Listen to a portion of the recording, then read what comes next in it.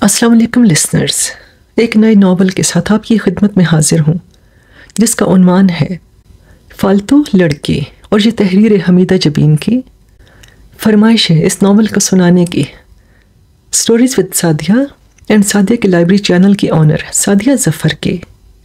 ان کی فرمائش پر میں آپ کے سامنے یہ ناول لے کر آ رہی ہوں۔ آپ سننے لگے ہیں حمیرہ کی آواز میں۔ شروع کرتے ہیں۔ آج وہ اس گھر سے بھی جا رہی تھی، آج جہاں بھی اس کی ضرورت نہیں رہی تھی۔ اس کے ہونٹوں پر خاموشی کی مہر لگی تھی، کچھ کہنا چاہتی تھی، کہہ نہیں پاتی تھی۔ بکھرے ہوئے کپڑے سوٹ کیس میں رکھ کر وہ الماری کی طرف بڑھی، کتابیں سمیٹیں، تنہائی کی ساتھی کتابیں، اس کی رازدار کتابیں، اس کے غم کو بہلانے والی کتابیں۔ ابھی وہ کتابیں سمیٹ رہی تھی کہ خالہ رابعہ اندر آ گئیں۔ ان کی آنکھوں میں اداسی تھی، جیسے کہہ رہی ہوں میں کچھ نہیں کر سکتی، میں مجبور ہوں، تمہارا چلا جانا ہی بہتر ہے۔ اس نے ایک نظر خالہ رابعہ کی طرف دیکھا اور بولی، زندگی رہی تو آپ سے ملنے ضرور آؤں گی۔ کاش میں تمہارے لیے کچھ کر سکتی۔ خالہ کی آنکھیں بھر آئیں۔ تم نے میرے لیے کیا کچھ نہیں کیا خالہ، وہ پھیکے سے انداز میں ہنسی۔ تم کہو تو میں تمہارے ساتھ چلی چلوں؟ خالہ آنسو پوچھتے ہوئے بولی، نہیں خالہ، میرے ساتھ کہاں بھٹکو گی؟ کوئی ٹھکانہ ملا تو تمہیں بلا لوں گی۔ وہ کتابیں ٹوکری میں ٹھونستے ہوئے بولی۔ اچھی بھلی زندگی گزر رہی تھی، جانے کہاں سے آ گیا نامراد، اور پھر میں کمزور عورت کہاں تک اس کی دھمکیوں کا جواب دیتی۔ سچ پوچھو بیٹی، اب تو میں خود چاہتی ہوں کہ تمہیں کہیں چھپا دوں۔ اس بار وہ کہہ گیا کہ مولوی ساتھ لے کر آئے گا اور اسے دنیا کی کوئی طاقت نکاح سے نہیں روک سکتی۔ تابندہ نے نفرت سے کہا، کچھ بھی ہو بیٹی، ہم دونوں عورتیں ہیں، کہاں تک اس کا مقابلہ کریں گی؟ تم ٹھیک کہتی ہو خالہ، مگر جب سے تمہیں بھیجنے کا ارادہ کیا ہے اندر ہی اندر کانپ رہی ہوں۔ اللہ تمہارا نگہبان ہے۔ خالہ کے چہرے پر بے بسی دیکھ کر تابندہ تڑپ گئی، کہنے لگی، تسلی رکھو خالہ، میں اپنی سہیلی کے پاس پنڈی جاؤں گی، اسے مجھ سے بہت پیار ہے، وہ ضرور میرے لیے کچھ کرے گی۔ اچھا بیٹی، خالہ اٹھتے ہوئے بولی، تم تیاری کرو، میں راستے کے لیے کھانا تیار کر لوں۔ خالہ کمرے سے باہر نکل گئی اور تابندہ اپنی چھوٹی چھوٹی چیزیں سمیٹنے لگی۔ کتنی کوشش کی تھی یہ بکھری ادھوری زندگی سمٹ جائے، مگر زندگی کا شیرازہ پھر بکھر گیا تھا۔ اللہ جانے میں اپنی بکھری شخصیت کے ٹکڑوں کو یکجا کر پاؤں گی یا نہیں۔ روح زخمی ہے، وہ امنگیں، وہ حوصلے، وہ ارادے، وہ خواب، سب کچھ ٹوٹ گیا ہے۔ میں تھک گئی ہوں۔ زندگی کے 10 سال خالہ رابعہ کے ساتھ خاموشی سے گزر گئے۔ آرام اور سکون نہیں تھا، لیکن دکھ بھی کوئی نہ تھا۔ بس ایک احساس تھا کہ میرا کوئی نہیں، مجھے اپنی زندگی اسی طرح گزارنی ہے۔ کچھ بھی نہیں تھا، لیکن خالہ کے پیار کی چھاؤں تلے تپتی اور سلگتی زندگی کو ٹھنڈک ضرور ملتی تھی۔ اور پھر زندگی میں انگارے بھرنے خالہ کا سوتیلا بیٹا غفور آ گیا۔ غفور نے تابندہ کو اپنانے کی ہر کوشش کر ڈالی۔ وہ کرتی بھی تو کیا کرتی؟ غفور ان پڑھ، اجڑ، شرابی، اس کے ساتھ وہ کیسے اپنی زندگی وابستہ کر لیتی؟ اور اب تو وہ دھمکی دے گیا تھا کہ زبردستی تابندہ کو لے جائے گا۔ خالہ بیچاری کمزور عورت ڈر گئی تھی۔ اسی نے تابندہ کو مشورہ دیا کہ وہ کہیں چلی جائے، کیونکہ غفورہ کی عادت سے وہ واقف تھی، اور اس نے جانے کا فیصلہ کر لیا۔ جانے کا فیصلہ کرنے کے بعد اس نے پورے جہان پر نظر دوڑائی، کوئی بھی تو اپنا نہ تھا۔ لے دے کے ایک سریا نظر آئی جو اس کی سہیلی تھی، وہ بھی شادی کے بعد پنڈی رہنے لگی تھی۔ بہت سوچ بچار کے بعد اس نے بھی فیصلہ کیا کہ وہ سریا کے پاس چلی جائے اور پھر وہیں کہیں نوکری کر لے۔ اور آج وہ جا رہی تھی اس گھر سے جہاں اس نے 10 سال گزارے تھے۔ تھوڑی ہی دیر میں وہ تیار ہو گئی۔ خالہ رابعہ سے گلے ملتے ہوئے اس کے حلق میں کانٹے سے چبھنے لگے۔ 10 سالوں میں ایک مرتبہ بھی خالہ رابعہ نے اسے احساس نہ ہونے دیا تھا کہ وہ اس کی ماں کی منہ بولی بہن ہے۔ اس نے ماں کا پیار دیا تھا، ماں بن کر اس کی حفاظت کی تھی، اس کا خیال رکھا تھا۔ خالہ رابعہ کی آنکھیں برسے جا رہی تھیں۔ رکشہ گلی میں آ کر رکا تو وہ اپنا باکس اور ٹوکری اٹھا کر باہر نکل آئی۔ خدا حافظ خالہ۔ خدا حافظ میری بچی، مجھے اپنی خیریت کی اطلاع ضرور دینا، فضلوں کے پتے پر خط لکھ دینا، میں وہاں پتہ کرتی رہوں گی۔ اچھا خالہ۔ رکشہ گلی سے نکلا۔ خالہ نظروں سے اوجھل ہوئی تو تابندہ کی آنکھیں جلنے لگیں۔ خالہ رابعہ ہی نے اسے بتایا تھا کہ جب وہ پیدا ہوئی تو اس کی ماں بس چند دن زندہ رہی۔ 15 دن کی بچی خالہ رابعہ کی گود میں آ گئی۔ باپ بھی 2 مہینے پہلے جنگ میں شہید ہو گیا تھا۔ اس کے چچا کریم کی کوئی اولاد نہیں تھی۔ ان کی بیوی رضیہ اور وہ خود بچے کے لیے ترستے تھے۔ تابندہ کو انہوں نے گود لے لیا اور وہ رضیہ اور کریم کی آنکھوں کا تارہ بنی، پروان چڑھنے لگی۔ تابندہ 5 سال کی تھی کہ رضیہ کی بھی اللہ نے سن لی۔ ان کے ہاں بیٹا ہوا اور پھر بچوں کی لائن لگ گئی۔ تابندہ 15 سال کی تھی، رضیہ کے 4 بچے ہو گئے۔ تابندہ کی اب اس گھر میں کوئی حیثیت تھی تو بس یوں کہ جیسے کوئی فالتو سامان، لیکن وہ وہیں تھی۔ اسے یاد آیا جب وہ اسکول میں کسی کھیل میں حصہ لینا چاہتی تھی تو ہمیشہ استانیہ اس کا نام 12ویں کھلاڑی کے طور پر لکھا کرتی، اور جب کوئی لڑکی کسی وجہ سے کھیل میں حصہ نہ لے سکتی تو یہ ضرورت اس سے پوری ہوا کرتی۔ انہی دنوں چچا کریم کی مالی حالت کچھ گر گئی۔ رضیہ بیگم چڑچڑی سی ہو گئی تھیں، دونوں میاں بیوی بات بات پر لڑتے۔ تابندہ جانے کیوں دونوں کو ہی بوجھ لگنے لگی۔ رضیہ بیگم تو کبھی ایسی بگڑتی کہ تابندہ کو سوچنا پڑتا، میں کیا ہوں، میں کون ہوں؟ رابعہ خالہ کا اس گھر میں آنا جانا رہتا تھا۔ تابندہ کی حالت دیکھ کر وہ کٹتی رہتی۔ ایک دن جب بغیر کسی وجہ سے تابندہ کو اسکول سے اٹھا لیا گیا تو خالہ رابعہ سے برداشت نہ ہو سکا۔ اس نے رضیہ بیگم سے کہہ دیا کہ وہ تابندہ کو اپنے ساتھ لے جائے گی، اور تب وہ خالہ رابعہ کے ساتھ آ گئی۔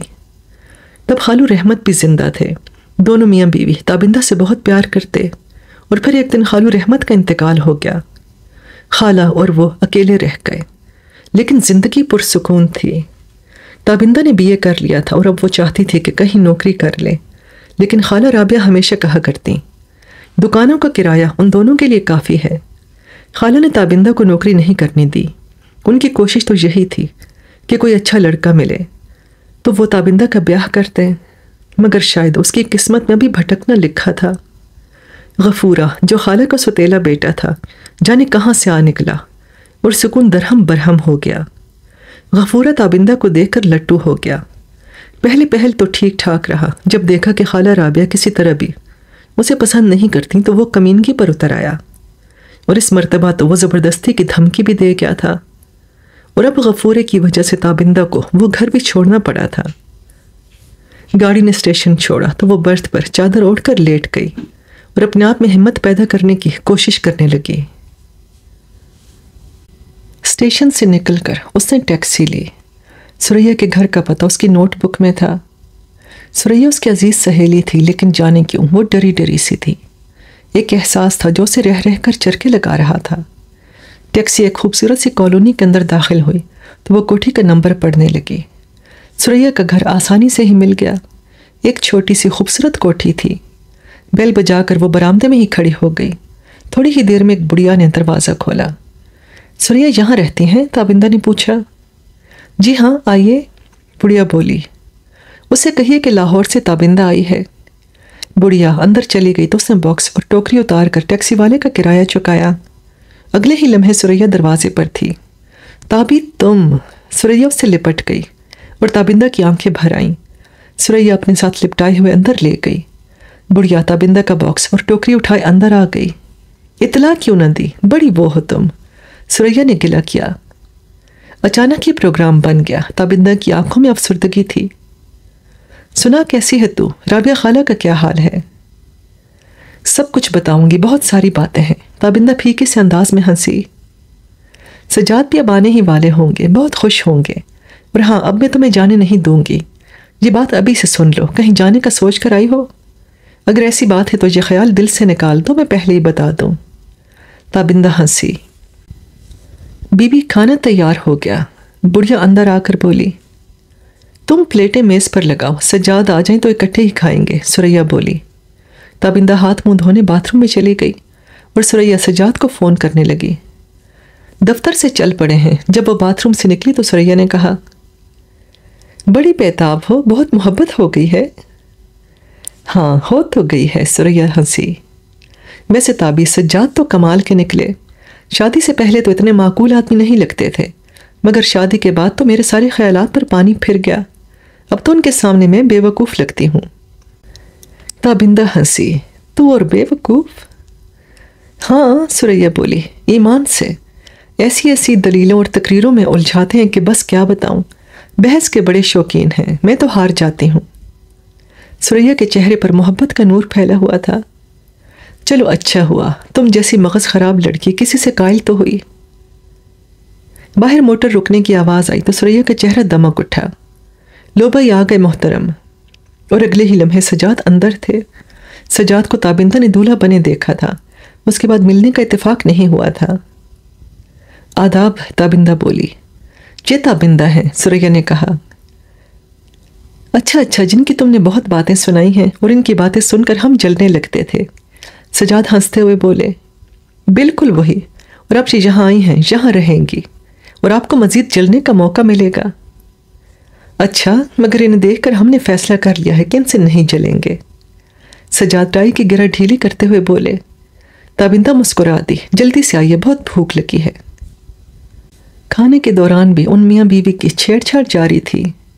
تابندہ نے دیکھا سجاد اور ثریا دونوں ہی ایک دوسرے سے بے پناہ محبت کرتے ہیں، اور ان دونوں کی باتوں میں وہ ایک لمحے کے لیے اپنی دکھ بھول گئی۔ آج کئی دن بعد وہ ہنسی تھی، کئی دن بعد فکر کی بھول بھلائیوں سے نکلی تھی۔ کھانے کے بعد سجاد اپنے کمرے میں چلے گئے اور ثریا اس کے پاس آ بیٹھی، اپنی اور سجاد کی باتیں سناتی رہی۔ اس دوران اس نے ایک بار بھی تابندہ سے نہیں پوچھا کہ وہ کیوں اچانک اس کے گھر آئی ہے۔ ثریا شروع ہی سے تابندہ کی حساس طبیعت سے واقف تھی، اور تابندہ کو دیکھتے ہی وہ سمجھ گئی تھی کہ دکھوں سے گھبرائی ہوئی آئی ہے، اس لیے وہ کوشش کر رہی تھی کہ اسے اس گھر سے مانوس ہو جانا چاہیے، پھر وہ خود ہی اسے بتا دے گی۔ ثریا کے ہاں آئے اسے 3 دن گزر چکے تھے۔ ان 3 دنوں میں وہ ثریا اور سجاد کے ساتھ گھومتی رہی، خیالوں میں دنیا بھر کا انتشار لیے ہوئے وہ ان دونوں کے ساتھ ہوتی، اور رات کمرے میں جا کر جسم کی لاش کو بستر پر گرا دیتی۔ وہ ساری رات جاگتی۔ ثریا سے ابھی تک اس نے بات نہیں کی تھی کہ وہ یہاں کیوں آئی ہے۔ آج وہ ان دونوں کے ساتھ فلم دیکھ کر آئی تھی۔ بظاہراً تو وہ ان کے ساتھ ہنس رہی تھی، لیکن بار بار دل میں ہوک سی اٹھتی، کیا بنے گا میرا؟ اس وقت رات کے 12:30 بجے تھے۔ نیند آنکھوں سے دور تھی۔ پلنگ پر لیٹے لیٹے اس نے سوچا، میں کل ثریا سے ضرور کہہ دوں گی کہ میں نوکری کرنا چاہتی ہوں۔ دروازہ اچانک کھلا اور ثریا اندر آ گئی۔ اس نے شب خوابی کا لباس پہن رکھا تھا۔ تابندہ ایک دم اٹھ کر بیٹھ گئی۔ سوئی نہیں تابی؟ ثریا اس کے قریب ہی بیٹھ گئی۔ نیند نہیں آ رہی، اور تم اس وقت کیا کر رہی ہو؟ وہ سجاد کا دوست آیا ہے، وہ اس کے ساتھ ڈرائنگ روم میں ہے، اکیلی بور ہو رہی تھی، سوچا دیکھوں کہ تم سو گئی ہو یا جاگ رہی ہو۔ اس نے تابندہ کی طرف دیکھا اور پھر جیسے چونک گئی۔ تابندہ کا چہرہ زرد تھا، پپوٹے بھاری ہو رہے تھے۔ طبیعت ٹھیک ہے نا تمہاری؟ ثریا کی آنکھوں میں خلوص کی چمک تھی۔ بالکل ٹھیک ہوں، وہ ہنستی، کھوکھلی سی اجاڑ ہنسی۔ ثریا ایک لمحے بعد تابندہ بولی، میں نوکری کرنا چاہتی ہوں، اور میں یہاں تمہارے پاس اسی لیے آئی تھی کہ تم سجاد بھائی سے کہہ کر مجھے کوئی جگہ دلوا دو۔ تم تو سب کچھ جانتی ہو، اس لیے تم سے کیا کہوں۔ خالہ رابعہ کے ہاں میرا رہنا اب محال ہو گیا تھا، اس لیے میں یہاں چلی آئی۔ وہ بیچاری تو مجھ سے بہت محبت کرتی ہیں، مگر اب وہ بھی مجبور ہو گئی تھیں۔ ان کا سوتیلا بیٹا غفورہ آ گیا تھا اور وہ مجھے بہت تنگ کرتا تھا، اس لیے میں نے اور خالہ نے یہی فیصلہ کیا۔ اس نے رکے رکے سے انداز میں کہہ دیا۔ ثریا خاموشی سے سن رہی تھی، کہنے لگی، تمہیں نوکری کی کیا ضرورت ہے؟ ہم مر گئے تو کر لینا۔ میں جانتی تھی ثریا کہ تم یہی کہو گی، مگر یوں سمجھو کہ میں اپنے سکون کے لیے یہ سب چاہتی ہوں۔ مگر ثریا، زندگی پہلے ہی زہر لگتی ہے، اور اگر میں یوں ہی بیکار رہی تو یہ زہر میری رگوں میں پھیل جائے گا۔ میں کچھ کرنا چاہتی ہوں، اتنا مصروف رہنا چاہتی ہوں کہ کچھ سوچنے کا وقت ہی نہ ملے۔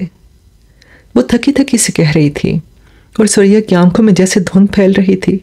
کہنے لگی، اچھا اب سوچو مت، کر لینا نوکری بھی، ابھی تو آئی ہو، کسی وقت سوچیں گے۔ نہیں ثریا، تم آج ہی سجاد بھائی سے بات کرنا۔ وہ ثریا کا ہاتھ اپنے ہاتھ میں لیتے ہوئے بولی، اچھا ہو جائے گا سب، اب سو جاؤ اور سوچو مت، اللہ مالک ہے، خواہ پریشان نہیں ہوتے۔ ثریا اسے تسلی دے کر باہر نکل گئی۔ چونکہ وہ شروع ہی سے تابندہ کو جانتی تھی، اسکول اور کالج میں بھی دونوں کا ساتھ رہا تھا، دونوں میں بے حد پیار تھا، اس لیے وہ تابندہ کی طبیعت کو اچھی طرح سمجھتی تھی۔ تابندہ کے لیے سوچتی ہوئی جب وہ اپنے کمرے میں آئی تو سجاد پلنگ پر لیٹا سگریٹ پی رہا تھا۔ کہاں چلی گئی تھیں؟ سجاد مسکرایا۔ تابی کے پاس تھی۔ احسن بھائی گئے؟ ہاں، آج آدھی رات کو کیسے آ گئے؟ بہت پریشان ہے آج کل۔ کیوں؟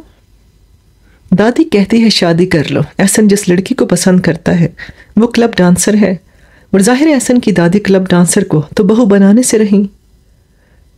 ہاں، وہ تو ان چیزوں کا بہت خیال رکھتی ہیں کہ خاندان میں شامل ہونے والی بھی اونچے خاندان سے ہو، ثریا نے کہا۔ بھئی یہی تو مسئلہ ہے، دادی جو بھی لڑکی پسند کرتی ہیں احسن پسند نہیں کرتا۔ اور اب تو ایک اور مسئلہ پیدا ہو گیا ہے۔ احسن جس لڑکی کو پسند کرتا ہے وہ انگلینڈ جا رہی ہے، اور احسن چاہتا ہے کہ وہیں جا کر شادی کر لے۔ پھر وہ جانے کو تو تیار ہے، مگر دادی اماں نے وصیت کے مطابق اب احسن کا جیب خرچ بہت کم کر دیا ہے۔ کہتی ہیں کہ وہ جلد از جلد شادی کر کے بہو لائے اور پوری جائیداد کا حقدار بنے۔ تو کیا وصیت میں شادی کے بغیر اسے کچھ نہیں مل سکتا؟ ثریا نے پوچھا۔ بالکل، احسن کے والد نے یہی وصیت کی تھی کہ جس وقت احسن شادی کر لے اس وقت ساری جائیداد احسن کے نام کر دی جائے۔ اس کے والد کی جائیداد کے علاوہ دادی اماں اپنے حصے کی جائیداد بھی اس کے نام ہی کرنا چاہتی ہیں، لیکن شرط صرف شادی ہے۔ ان سب باتوں کی وجہ سے احسن بہت پریشان ہے۔ ثریا مسکرائی، کہنے لگی، آپ کا دوست پریشان ہے اور میری سہیلی؟ کیا مطلب؟ سجاد نے پوچھا۔ تابی کی بات کر رہی ہوں، خواہ مخواہ سوچ سوچ کر ہلکان ہوتی رہتی ہے۔ آج کہہ رہی تھی کہ میں کہیں ملازمت کرنا چاہتی ہوں، کہتی ہے میں تم لوگوں پر بوجھ ہوں۔ لا خول ولا قوہ، یہ کیوں سوچنے لگی وہ؟ سجاد سنجیدہ ہو گیا۔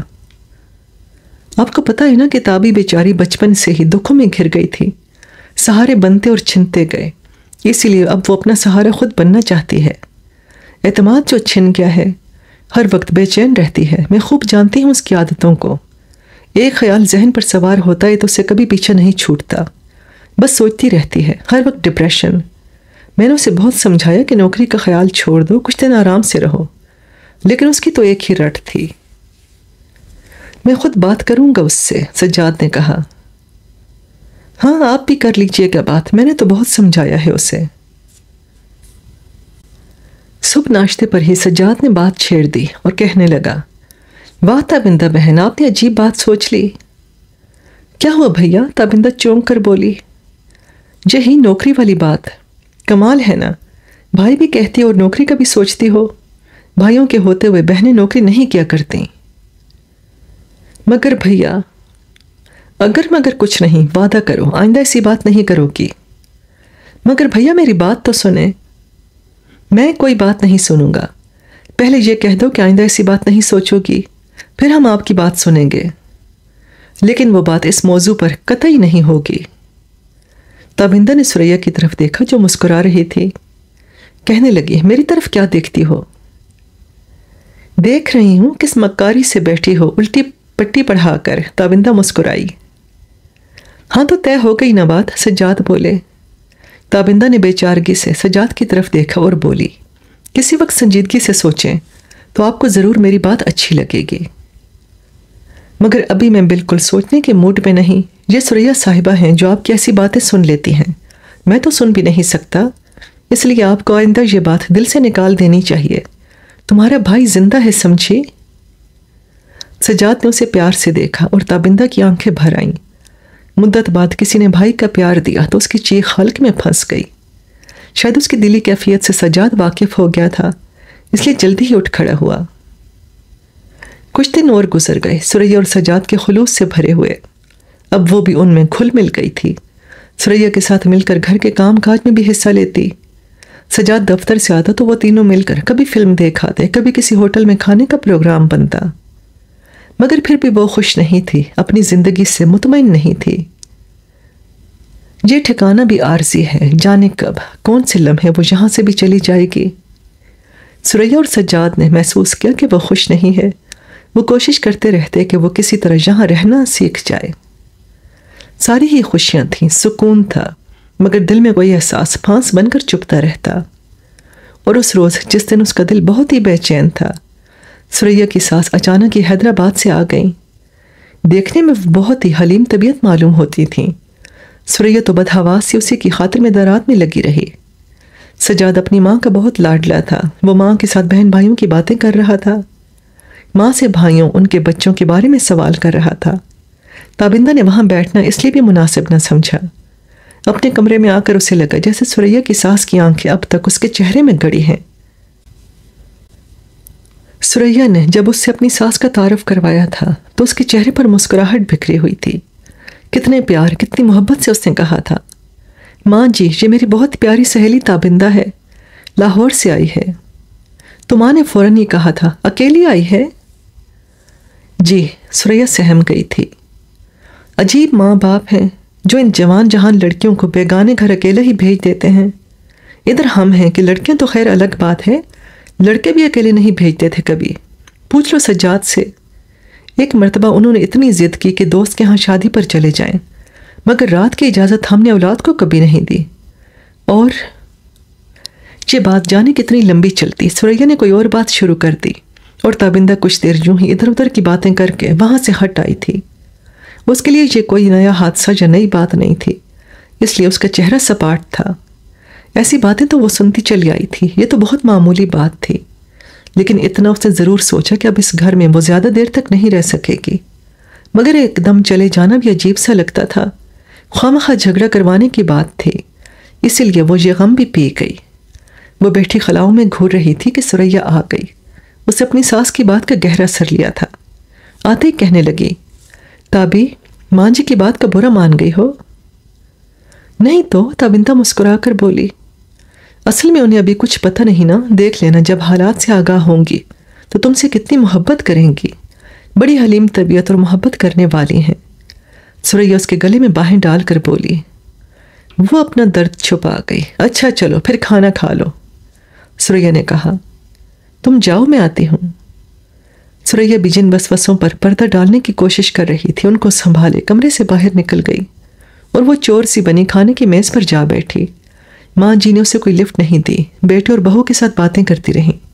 سریا کبھی کبھار کوئی بات تابندہ کے ساتھ کر لیتی اور وہ چپ چاپ بیٹھی نوالے توڑتی رہی۔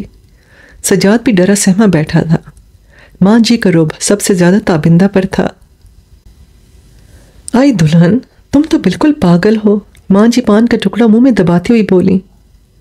کیوں ماں جی؟ سریا جو ان کے سر میں تیل ڈال رہی تھی ہاتھ روک کر بولی۔ ایسی سہیلیاں یوں گھر میں نہیں رکھا کرتے، ماشاءاللہ جوان جہان مرد ہے گھر میں۔ رضیہ کا پتہ ہے نا، پہلے سہیلی بن کر آئی تھی اور پھر سوکن بن گئی آپا کی۔ سریا کو بات تو بہت بری لگی، کوئی اور ہوتا تو جانے وہ غصے میں کیا کرتی، مگر رشتہ بڑا نازک تھا اس لیے برداشت کرنا پڑا۔ کہنے لگی، تابندہ بہت شریف لڑکی ہے، میں اسے بہت اچھی طرح جانتی ہوں۔ سب اچھی ہوتی ہیں، پہلے بہت میٹھی میٹھی باتیں کرتی تھی رضیہ بھی، کیا مجال کہ آپا کے بغیر کھانا کھائے، دن رات خدمت کرتی رہتی تھی اور آپا بھی یوں سمجھتی تھی کہ جیسے رضیہ کے بغیر وہ مر جائے گی۔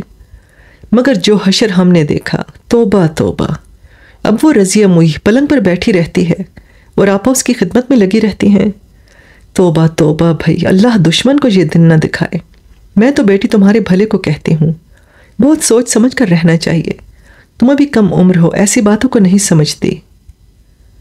سجاد نے مجھے سب کچھ بتا دیا ہے کہ یہ لڑکی دنیا میں اکیلی ہے، کوئی والی وارث نہیں، اور اب یہ یہیں رہے گی۔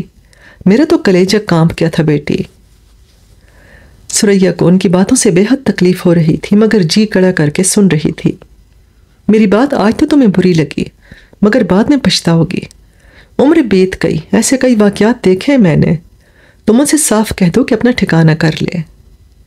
ماں جی بولے جا رہی تھی اور سریا سے سننا محال ہو رہا تھا۔ کہنے لگی، وہ بڑی دکھی ہو کر آئی ہے ماں جی، ابھی کچھ دن تو میں اسے کچھ بھی نہیں کہہ سکتی، اور وہ بیچاری تو خود کہہ رہی تھی کہ کہیں نوکری دلوا دو، لیکن میں نے اور سجاد نے ہی منع کر دیا، وہ ایسی لڑکی بالکل نہیں ہے۔ تم نے کیوں منع کر دیا؟ جانے دو، کہیں نوکری مل جائے تو اچھا ہی ہے، تم بھی سکھی اور وہ بھی اطمینان سے رہے گی۔ ماں نے جب دیکھا کہ اس کی بہو پر ان کی باتوں کو کوئی اثر نہیں ہوا تو ذرا نرم پڑ گئیں۔ سریا تیل کی شیشی لے کر باہر نکلی تو اس نے دیکھا تابندہ تیز تیز قدم اٹھاتی ہوئی اپنے کمرے کی طرف جا رہی ہے۔ وہ دہل گئی، اللہ کرے یہ گفتگو تابندہ نے نہ سنی ہو۔ اور یوں اس نے کمرے سے باہر آنا ہی چھوڑ دیا۔ کھانے اور چائے پر ملاقات ہوتی تو ماں جی کوئی نہ کوئی بات سنا دیتی اور جواب میں اس کی آنکھیں بھر آتی۔ سجاد اور ثریا بھی محسوس کر رہے تھے مگر ماں کو کچھ نہ کہہ سکتے تھے۔ مگر آج تو ماں جی نے حد پار کر دی۔ ہوا یوں کہ تابندہ کو صبح سے بخار تھا۔ وہ بستر پر پڑی تھی کہ ماں جی نے بلا بھیجا۔ سجاد اور ثریا بھی بیٹھے تھے۔ تابندہ کا چہرہ لال ہو رہا تھا مگر وہ مسکراتی ہوئی آئی اور کہنے لگی، آپ نے مجھے بلایا تھا ماں جی؟ ہاں، میں کہنا چاہ رہی تھی کہ میرے کچھ کپڑے ہیں، ذرا دھو ڈالو۔ ماں جی نے خشک اور کھردرے لہجے میں کہا، جی بہتر۔ تابندہ نے نہایت ہی سعادت مندی سے کپڑے اٹھائے۔ مگر تمہیں تو بخار ہے، تابی رہنے دو، میں دھوبی کے ہاں بھجوا دیتی ہوں، ثریا جلدی سے بولی۔ نہ دلہن، یہ کپڑے دھوبی کے ہاں جانے والے نہیں ہیں، بٹن توڑ دیتے ہیں وہ، اور رنگ بھی اڑ جاتا ہے کپڑوں کا، میں تو بس گھر میں ہی دھلواتی ہوں۔ ماں جی فوراً بولی۔ تو ٹھیک ہے، ثریا دھو ڈالے گی، تابندہ بہن کی طبیعت خراب ہے، سجاد نے کہا۔ ایسی تو کوئی طبیعت خراب نہیں معلوم ہوتی، سارا دن آرام ہی کرتی رہتی ہے نا، بیکاری جو ہوئی، کھایا پیا اور سو گئے، بے فکری کی نیند، ماں جی ہنس کر بولی۔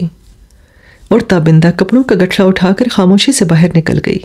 اس کے جانے کے بعد سجاد سے برداشت نہ ہو سکا، کہنے لگا، ماں جی، تابندہ ثریا کی سہیلی ہے، آپ کو ایسا نہیں کہنا چاہیے تھا۔ اے لو، تم کیوں طرفداری کرتے ہو؟ کرے نہ کرے دلہن کرے، تم کیوں بولتے ہو؟ ماں جی نے فوراً مانی خیز نظروں سے ثریا کی طرف دیکھا اور وہ تو پہلے ہی بھری بیٹھی تھی، آنکھیں چھلک آئیں۔ اے لو، میں نے کیا کہہ دیا دلہن، تم بھی رونے بیٹھ گئیں، منع کر دو اسے، مت دھوئے کپڑے، میں خود ہی دھلوا لوں گی۔ ماں جی بولتی رہیں لیکن ثریا کمرے سے باہر نکل آئی اور سیدھا تابندہ کے پاس پہنچی جو ضبط کی تصویر بنی کپڑے پانی میں بھگو رہی تھی۔ چھوڑو تابی، ثریا غصے سے بولی۔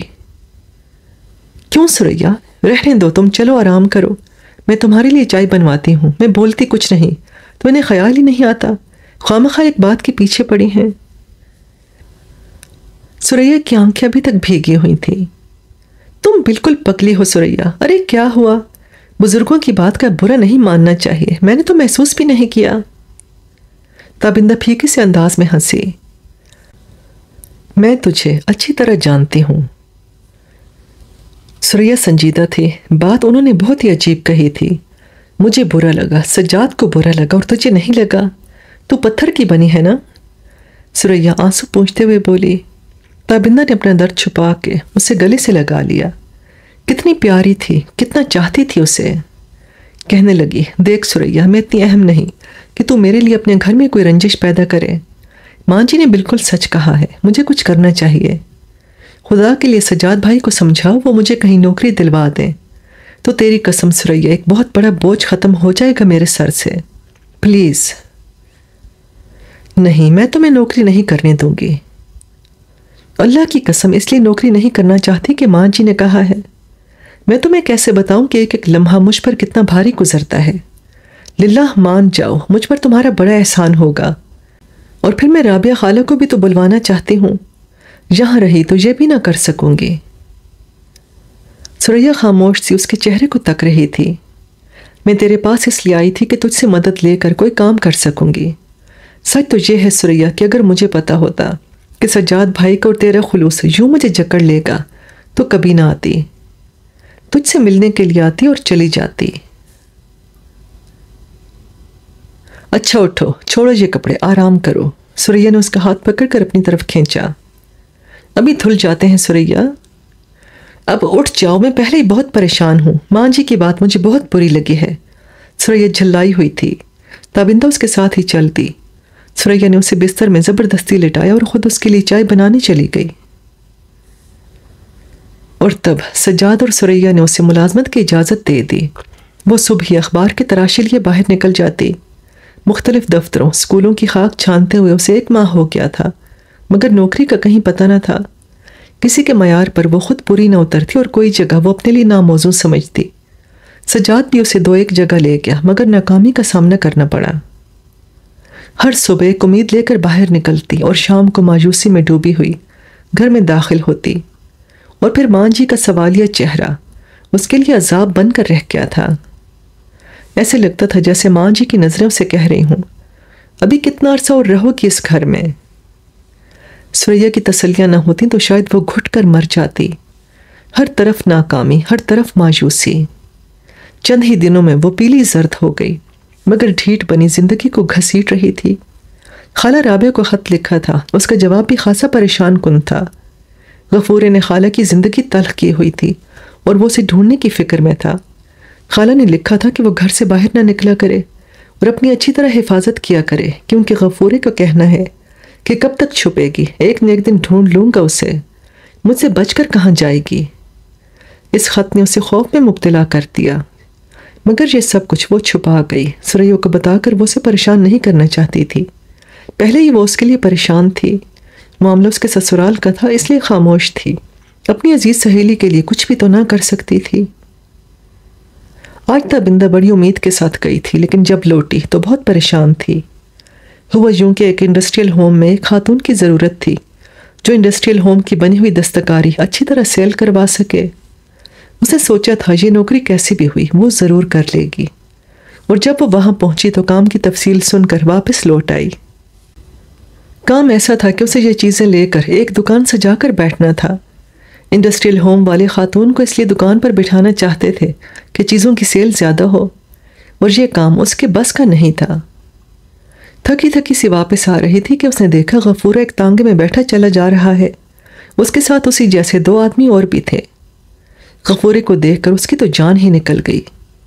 اس نے جلدی سے ایک دکان میں پناہ لی، اور جب غفورے کا تانگا نظروں سے اوجھل ہو گیا تب وہ چھپتی چھپاتی گھر پہنچی تھی۔ جب وہ گھر پہنچی تو ماں جی کہیں گئی ہوئی تھیں، سریا گھر ہی میں تھی۔ سجاد کا کوئی دوست آیا ہوا تھا، وہ ڈرائنگ روم میں اس کے ساتھ تھا۔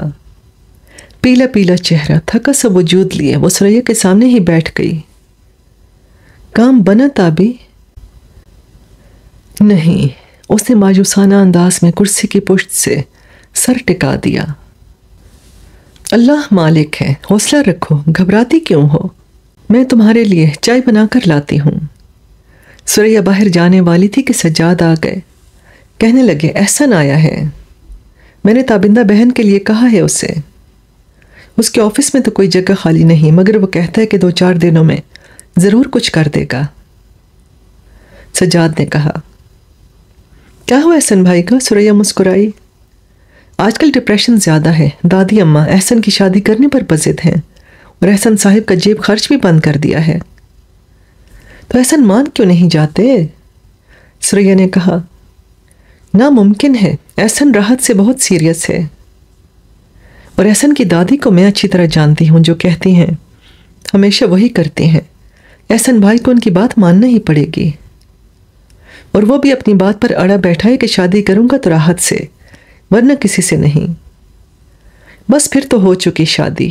دونوں میاں بیوی احسن کی باتیں کر رہے تھے اور تابندہ بیٹھی تھی۔ بھائی میں تو کہتا ہوں اسے کہ کوئی جھوٹ موٹ کی شادی کر لو دادی کو خوش کرنے کے لیے۔ سجاد کی بات پر سریا حیرت سے اس کا منہ دیکھنے لگی۔ اور کیا، یہی ایک حل ہے، ایک شادی دادی کی مرضی سے کر لے اور ایک اپنی مرضی سے۔ یہ تو زیادتی ہے، سریا فوراً بولی۔ جس کو دادی اپنی مرضی سے بیاہ کر لائے گی اس بیچاری کی شادی دادی سے ہوگی کیا؟ آپ اسے ایسے مشورے نہ دیجیے، سریا نے کہا۔ بھائی میں نے کیا مشورہ دینا ہے، وہ تو خود دنیا جہان کی ترکیبیں سوچتا رہتا ہے۔ آج کل پیسے کی وجہ سے بھی پریشان ہے، دفتر کا حساب کتاب بھی رفیق صاحب کے پاس رہتا ہے، اور رفیق صاحب ٹھہرے ایماندار اور رسول پرست آدمی، احسن جو کچھ بھی کہے مجال ہے جو ایک پائی دے۔ بس تو پھر راحت کا خیال چھوڑ دے، یہی اس کے لیے بہتر ہے، سریا نے کہا۔ یہ تو کبھی نہیں ہو سکتا، یہ کہتے ہوئے سجاد باہر نکل گئے اور سریا چائے بھجوانے کے لیے کچن کی طرف چلی گئی۔ دوسرے دن صبح سریا اس کے کمرے میں آ گئی۔ تابی آج تمہیں احسن کے دفتر جانا ہے، سجاد یہ کارڈ دے گئے تھے، کہتے تھے کہ وہ وہاں 12 بجے پہنچ جائیں گے، تم بھی پہنچ جانا۔ سریا نے اسے کارڈ دیا۔ سریا کو ماں جی والی گفتگو کا علم نہیں تھا، وہ نہ ہی تابندہ بتانا چاہتی تھی۔ کہنے لگی میں تیار ہو جاؤں، 11 بج گئے۔ ہاں ہاں تم تیار ہو جاؤ، اور یہ پیسے رکھ لو۔ سریا نے 10 کے 2 نوٹ نکالے۔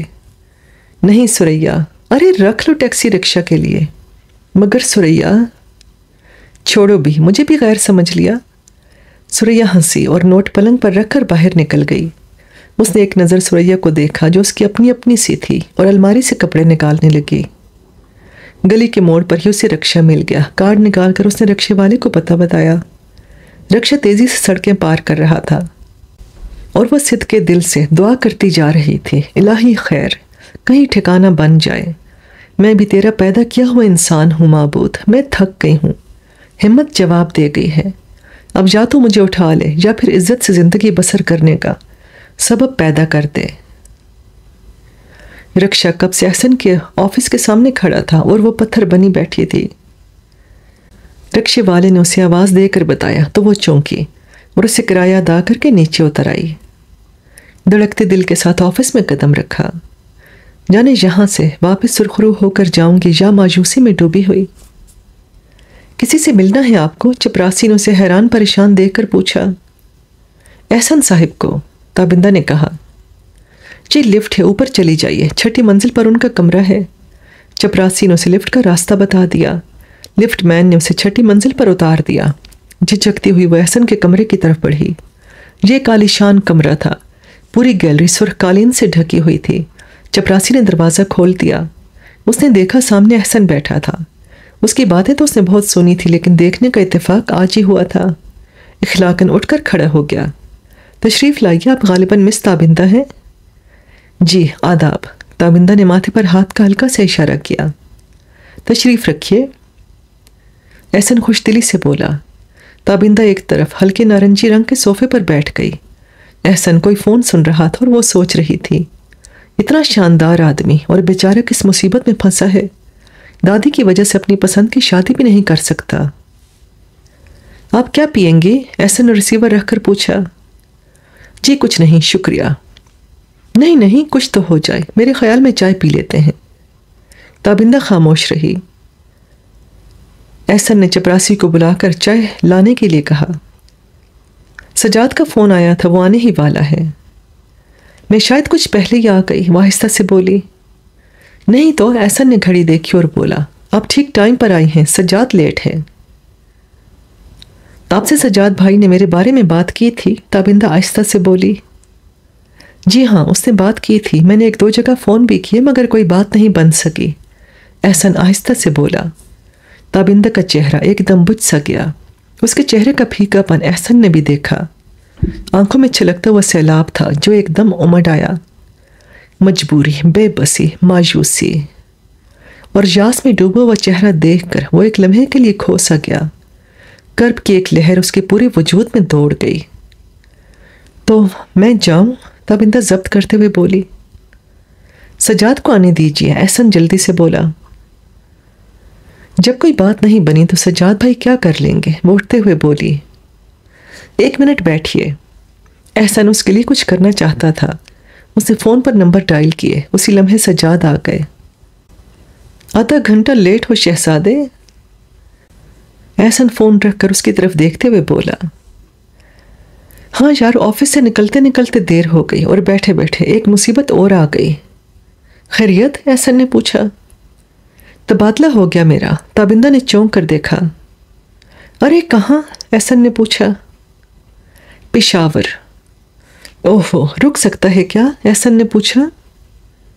رکوانے میں اپنا ہی نقصان ہے، ترقی پر جا رہا ہوں، سجاد نے کہا۔ وہ دونوں باتیں کر رہے تھے اور تابندہ کو یوں لگ رہا تھا جیسے طوفان آ گیا ہو اور وہ ایک سوکھے پتے کی طرح ادھر سے ادھر بھٹک رہی ہے۔ تو یہ سہارا بھی چھن گیا۔ احسن، تابندہ بہن کے لیے کچھ کیا تم نے؟ سجاد نے پوچھا۔ میں نے رفیق صاحب کو بلوایا ہے، اپنے ہی دفتر میں کچھ کرتا ہوں۔ اسی وقت ایک ادھیڑ عمر آدمی آنکھوں پر چشمہ لگائے ہوئے اندر آ گیا۔ جی، رفیق صاحب بولے، آپ کو ٹائپ آتی ہے؟ احسن نے تابندہ سے پوچھا، جو سر جھکائے جانے اپنے آپ کو کس طوفان میں گھرا ہوا دیکھ رہی تھی۔ جی، آپ کو ٹائپنگ آتی ہے؟ جی نہیں۔ تو آپ یوں کیجئے، کچھ دن جا کر یہاں ٹائپنگ سیکھ لیجئے، تب تک میں آپ کو کہیں فکس اپ کرنے کی کوشش کرتا ہوں۔ کیوں سجاد؟ ہاں ٹھیک ہے، مگر اب تو تابندہ بہن، آپ یہاں کیسے رہ سکیں گی؟ آپ ہمارے ساتھ پشاور چلیں گی، وہیں کچھ ہو جائے گا۔ سجاد کو ایک دم یاد آیا کہ اس کا تو تبادلہ ہو گیا ہے۔ میں آپ کے ساتھ؟ تابندہ حیرت سے بولی۔ اور کیا، یہاں اکیلی کہاں رہیں گی؟ سجاد بولا۔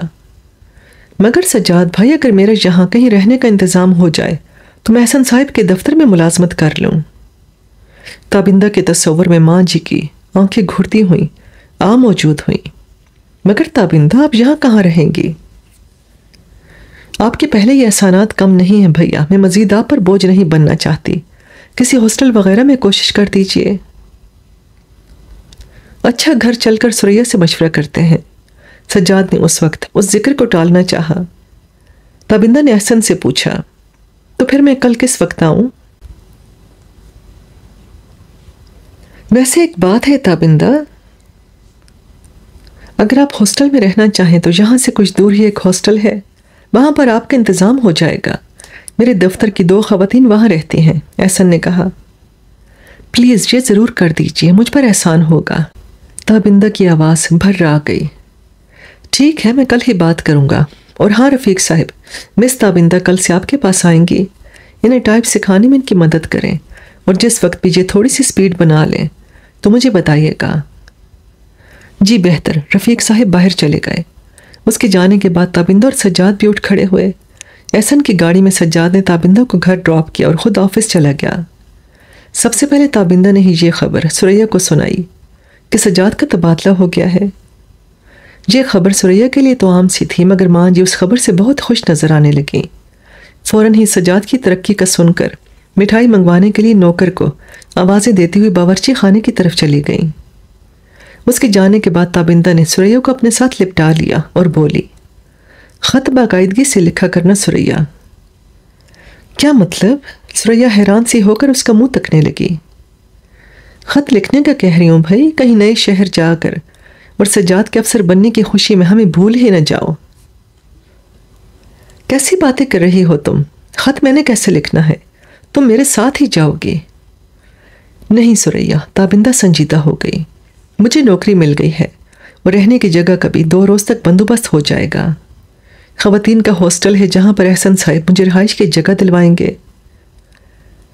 مگر تابی، میرا جی نہیں چاہتا کہ میرے ہوتے ہوئے تم یوں رہو، تمہیں ہمارے ساتھ ہی جانا ہوگا۔ میں تم اتنے بڑے شہر میں اکیلے نہیں رہنے دوں گی۔ پشاور چل کر کوئی جاب کر لینا، کم از کم رہو گی تو گھر میں۔ ثریا کے چہرے پر خلوص ہی خلوص تھا۔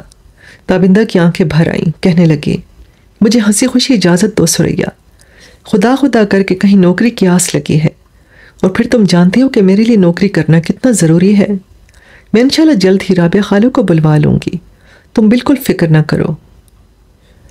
پر تابی، خود ہی سوچ، میں تجھے کیسے اس شہر میں تنہا چھوڑ دوں؟ اللہ مالک ہے ثریا، بس تو اجازت دے دے۔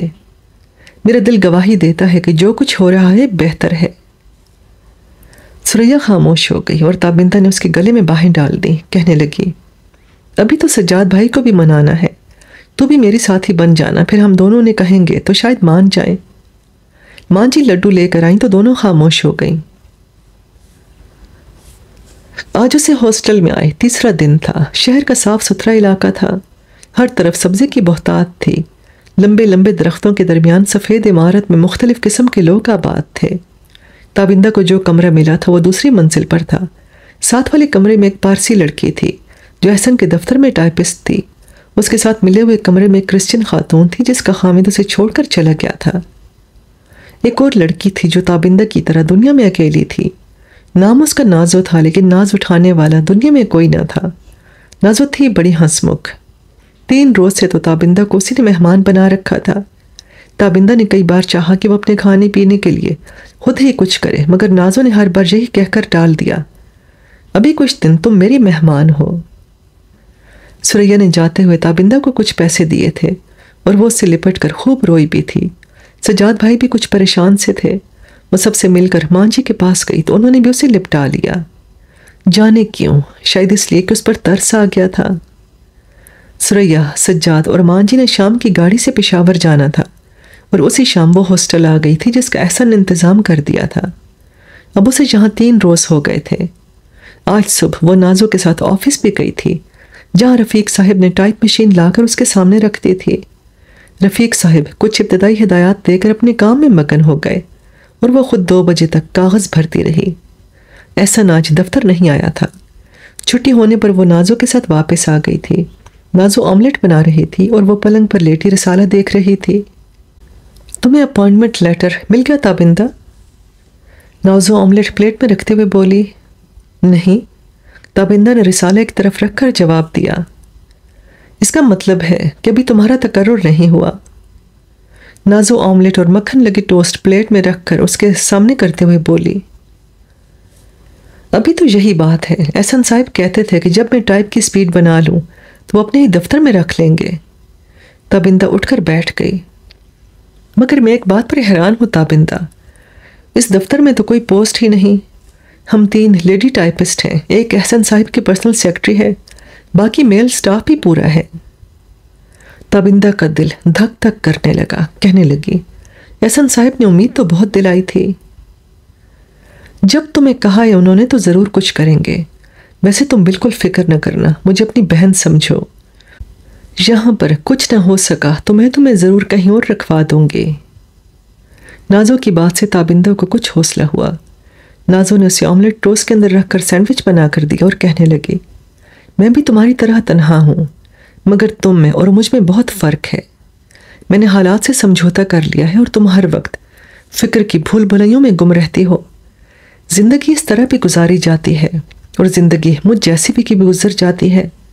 اس لیے میری مانو تو سوچا نہ کرو، اللہ نے پیدا کیا ہے تو وہ وسیلہ بھی بنائے گا۔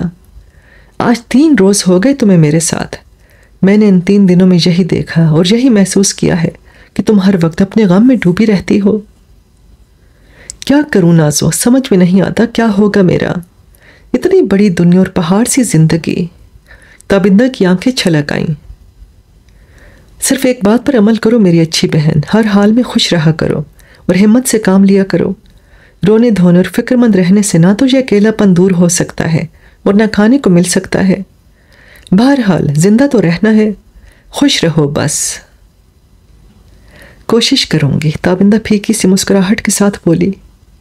چلو تمہیں فلم دکھا لاؤں آج، نازو اٹھتے ہوئے بولی۔ تابندہ مسکرا دی اور اٹھ کر تیار ہونے لگی۔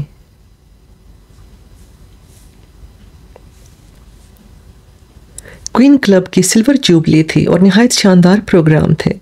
حسن و جوانی کا قیامت خیز تصادم تھا۔ خوبصورت اور جوان خواتین اس کا سنگھار بنی ہوئی تھیں۔ ایسا لگتا تھا وہ خواتین موم کی شمعیں ہیں جو ہر طرف ٹھنڈے اجالے بکھیر رہی ہیں۔ جوان اور خوبرو مرد پروانوں کی طرح ان ٹھنڈے اجالوں کو سمیٹنے کے لیے ادھر ادھر منڈلا رہے تھے۔ حسن اور عشق مچل مچل رہے تھے اور اس صحراگی ماحول میں احسن بالکنی کے ستون سے پشت ٹکائے کھڑا سگریٹ کا دھواں فضاؤں میں بکھیر رہا تھا۔ دھوئیں کے ہر مرغولے میں اسے راحت کی تصویر نظر آ رہی تھی۔ وہ تصورات کے سمندر میں ڈوب ڈوب رہا تھا کہ کسی نے اس کے شانے پر ہاتھ رکھ دیا۔ وہ پلٹا۔ تم، اس کی آواز میں ارتعاش تھا۔ وہ مسکرا دی، کہنے لگی، کل کیوں نہیں آئے؟ کچھ مصروفیت تھی، احسن اس کی آنکھوں میں جھانکتا وہ بولا۔ میں انتظار کرتی رہی۔ وہ لمبے ناخن والی انگلی سے اس کا گال چھوتے ہوئے بولی، مجھے احساس تھا۔ احسن جذباتی سا ہو گیا۔ کالے شفون کی میکسی جس کے نیچے اس نے سفید تاروں سے چمکتا ہوا چست ڈریس پہن رکھا تھا، وہ بہت خوبصورت لگ رہی تھی۔ کالی کالی بڑی بڑی آنکھوں میں نشے کی سرخی احسن کے دل کی آگ کو بھڑکا رہی تھی۔ آؤ کہیں بیٹھیں، احسن نے اس کا سفید سفید سبک ہاتھ تھام لیا۔ وہ اس کے ساتھ آہستہ آہستہ چلتی ہوئی کونے والی میز کے گرد آ بیٹھی۔ راحت، احسن آہستہ سے بولا، میں اب تم سے دور نہیں رہ سکتا۔ اگر میں کہوں کہ یہ میرے منہ کی بات ہے تو؟ وہ پیکٹ سے سگریٹ نکالتی ہوئی بولی، آج میں بہت سوچ کر ایک فیصلہ کر بیٹھا ہوں۔ کیا؟ یہی کہ ہم دونوں شادی کر لیں۔ یہ فیصلہ تو ہم بہت پہلے کر چکے ہیں۔ وہ آہستہ سے ہنسی، مگر اب اس خیال کو حقیقت میں ڈھال دینا چاہیے۔ دادی اماں نے اجازت دے دی؟ وہ تو اجازت نہیں دیں گی۔ تم نے ان سے بات کی؟ ہاں، لیکن نتیجہ صفر نکلا۔ وہ کہتی ہیں کہ راحت سے شادی نہ کرو، کہیں اور کر لو۔ کیا میری صورت بہت بری ہے؟ راحت ہنسی۔ یہ تو کوئی مجھ سے پوچھے، احسن محبت سے بولا۔ تم دادی اماں کی بات کر رہے تھے۔ راحت نے اسے پیار سے دیکھا۔ وہ خاندان، گھریلو، نہ جانے کیا کیا سوچتی ہیں۔ تمہارے بارے میں انہیں علم ہے کہ تم کلب میں کام کرتی ہو، بس یہی ایک ہیچ چیز ہے۔ تو پھر میرا خیال چھوڑ دو، راحت شوخی سے بولی۔ ایسا ممکن ہے کیا؟ دنیا میں ہر چیز ممکن ہے، راحت مسکرائی۔ یہی ممکن نہیں۔ میں تو تھک گیا ہوں۔ میں نے ان سے کہہ دیا کہ میں راحت سے جلدی شادی کر لوں گا۔ پھر انہوں نے کیا جواب دیا؟ راحت کی دلچسپی بڑھ گئی۔ کہنے لگیں جس دن تم شادی کرو گے اس دن تم جائیداد سے آگ کر دیے جاؤ گے، اور میں جانتا ہوں کہ وہ اصول کی بہت پکی ہیں، جو کہتی ہیں وہ ضرور کرتی ہیں، اور میں نے سوچا ہے کہ مجھے جائیداد نہیں چاہیے، راحت چاہیے۔ میں نے جائیداد چھوڑنے کا فیصلہ کر لیا ہے راحت۔ میں کوئی کام کر لوں گا، میرے پاس تم ہوگی تو دنیا کی تمام خوشیاں مجھے مل جائیں گی۔ میں یہی سوچ کر آیا ہوں۔ میں اور زیادہ دن تمہارے بغیر نہیں رہ سکتا۔ راحت خاموش ہو گئی۔ بولو نا، تمہیں یہ سب کچھ منظور ہے؟ احسن نے کہا۔ مجھے یہ منظور نہیں، راحت سنجیدگی سے بولی۔ احسن چونک کر اس کی طرف دیکھنے لگا۔ اس لیے احسن کہ میں اپنی خاطر تمہارا مستقبل تباہ نہیں ہونے دوں گی۔ میں تمہاری ہوں، تم سے ہی شادی کروں گی، یہ میرا وعدہ ہے۔ مگر ڈیئر، سوچو نا، اتنی بڑی دولت جس کے تم تنے تنہا مالک ہو، وہ یوں ہی یتیم خانوں کی نظر ہو جائے اور تم محروم رہ جاؤ۔ دادیاں ماں اپنی زندگی گزار چکی ہیں، تمہیں اور مجھے زندہ رہنا ہے۔ زندہ رہنے کے لیے دولت بہت ضروری چیز ہے۔ یہ فیصلہ بالکل غلط ہے، انتظار کرو۔ میں انتظار نہیں کر سکتا۔ تو پھر کوئی چکر چلاؤ، راحت مسکرائی۔ کیسا چکر؟ احسن حیرت سے بولا۔ دادی اماں کو خوش کرنے کے لیے شادی کر لو۔ کیا مطلب؟ مطلب یہ کہ ایسی شادی جو صرف ضرورتاً ہوگی، اس کی ضرورت نہیں رہے گی تو ختم کر دی جائے گی۔ مگر یہ زیادتی ہوگی، احسن آہستہ سے بولا۔ کس کے ساتھ؟ اس کے ساتھ جس سے یہ شادی کی جائے گی۔ ارے بھائی، لڑکی ایسی ڈھونڈیں گے جس سے پہلے یہ سب طے ہوگا۔ میرا مطلب ہے اسے ہم کچھ روپیہ دے دیں گے، راحت جلدی سے بولی۔ ایسی لڑکی کہاں ملے گی جو دادی اماں کے معیار پر بھی پوری اترے اور یہ سب مان بھی جائے؟ کوشش کرتے ہیں، راحت کی آنکھیں چمک رہی تھیں۔ مگر احسن گو اس سکیم پر پہلے بھی سوچ چکا تھا، مگر ایسا کرتے ہوئے ضمیر چور سا بنا اس کے سامنے کھڑا تھا۔ میں بھی کوشش کرتی ہوں، تم بھی کرو۔ مجھے تم نے دادی اماں سے ملوا کر غلطی کی تھی، ورنہ میں خود بڑی ایکٹنگ کر لیتی اور پھر یہ سچ مچ کی شادی ہو جاتی۔ بعد میں پتہ چلتا بھی تو کیا ہو جاتا۔ راحت ہتھیلیوں پر چہرے ٹکائے بیٹھی، احسن کے دل میں بسی جا رہی تھی۔ یہ سوچ کر دادی اماں سے ملوایا تھا کہ تمہیں دیکھ کر میں ہوش گنوا بیٹھا ہوں۔ دادی اماں تو دیکھتے ہی بہو بنا لیں گی، مگر بات الٹ گئی۔ اچھا چھوڑو ان باتوں کو، آج سے لڑکی ڈھونڈنے میں سرگرم ہو جاؤ، راحت گھڑی دیکھتے ہوئے بولی۔ مشکل کام ہے، دل کی لگن سچی ہوگی تو آسانی ہو جائے گی۔ وہ تو ہے۔ اچھا میں چلی، راحت اٹھتے ہوئے بولی۔ کہاں؟ میرا آئٹم ہے، تم بیٹھو، میں فارغ ہو کر آتی ہوں۔ بھائی جان جانے کہاں گئے ہیں صبح سے؟ راحت بولی۔ بھائی وہ بیٹھے ہیں سامنے بوتل لیے۔ راحت اور احسن دونوں ہی ہنس دیے۔ راحت چھم چھم کرتی میک اپ روم کی طرف چلی گئی اور احسن کو اکیلا دیکھ کر راحت کا بھائی مہدی اس کے پاس آ گیا۔ احسن نے انہیں دیکھ کر کہا، کہاں تھے صبح سے؟ راحت پوچھ رہی تھی۔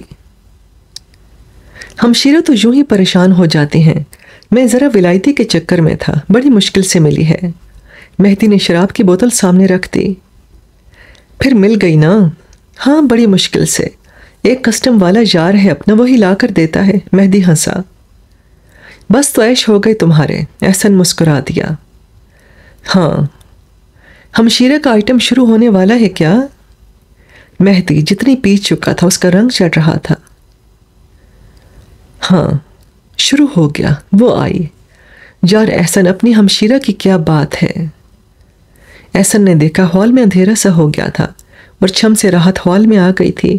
میوزک تیز ہو گیا اور پھر روشنی کے حلقوں کے درمیان راحت تھرک رہی تھی۔ اس کی نظریں روشنی سے الجھ گئیں۔ قیامت خیز اداؤں نے چند ثانیوں کے لیے اسے محو کر دیا۔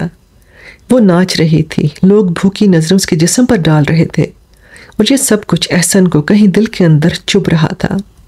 اسے ایسے لگا جیسے اس کے اندر دادی اماں آ کر بیٹھ گئی ہیں، مگر اس نے یہ سوچ کر یہ خیال جھٹک دیا، شادی کے بعد یہ سب کچھ نہیں ہوگا۔ لوگوں کی نظریں دیکھ کر اسے پسینے سے آ گئے۔ ہمشیرہ کو استاد بہت اچھا ملا تھا، مہدی خوش ہو کر بولا۔ احسن خاموش رہا۔ ایران کے رقاص تھے ہمشیرہ کے استاد۔ احسن نے بور ہو کر مہدی کی طرف دیکھا۔ ایک دم ہال میں روشنی ہو گئی، رقص ختم ہو گیا۔ تالیوں کی گونج میں راحت اس کے پاس بیٹھ کر پسینہ پونچھ رہی تھی اور اس کا دم گھٹ رہا تھا۔ چلو باہر چلیں۔ کہاں؟ لمبی ڈرائیو پر۔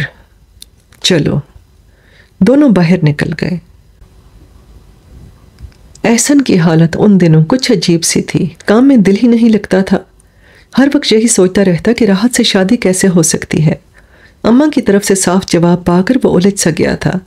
دفتر بھی آتا، بغیر پڑھے ہی فائلوں پر دستخط کرتا اور چلا جاتا۔ رفیق صاحب ہر پارٹی کو دوسرے دن کا ٹائم دیتے، پارٹیاں آ کر بیٹھی رہتی۔ احسن آتا اور صاف کہہ دیتا کہ اس وقت وہ کسی سے بات نہیں کر سکتا۔ کاروبار بھی اس کے ساتھ ساتھ الجھ رہا تھا۔ انہی پریشانیوں اور الجھنوں میں تابندہ نے ایک دن اس کے دفتر میں قدم رکھا۔ آئیے، احسن نے آہستہ سے کہا۔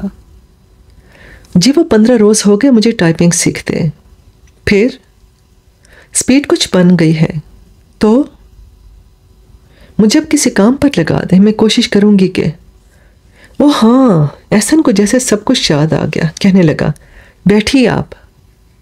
اس نے فوراً رفیق صاحب کو بلوایا۔ رفیق صاحب، مس تابندہ کے لیے اپنے دفتر میں کوئی جگہ نکل آئی گی؟ احسن نے پوچھا۔ مسز رحیم کل سے چھٹی لینے والی ہیں، آپ کہیں تو اس کی چھٹی منظور کر لوں اور اس کی جگہ یہ عارضی کام کر لیں۔ رفیق صاحب بولے، اس کے علاوہ کوئی پرماننٹ پوسٹ نہیں ہے؟ احسن نے پوچھا۔ جی نہیں، سٹاف میں پہلے ہی ایک کلرک زیادہ ہے۔ اچھا ٹھیک ہے، آپ مسز رحیم کی چھٹی منظور کر لیجئے، کل سے یہ مسز رحیم کی جگہ کام کریں گی۔ بہتر حضور۔ رفیق صاحب کمرے سے نکل گئے اور تابندہ کو اپنے مقدر پر ہنسی آ گئی۔ کیا میں ساری عمر خانہ پوری کرتی رہوں گی؟ مس تابندہ، آپ کل سے مسز رحیم کی جگہ کام کریں، 1 ماہ کے لیے۔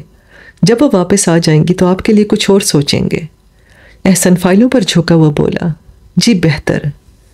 کپ کپائی ہوئی آواز ابھری اور وہ کمرے سے باہر نکل گئی۔ کیا ہوا؟ نازو نے پوچھا۔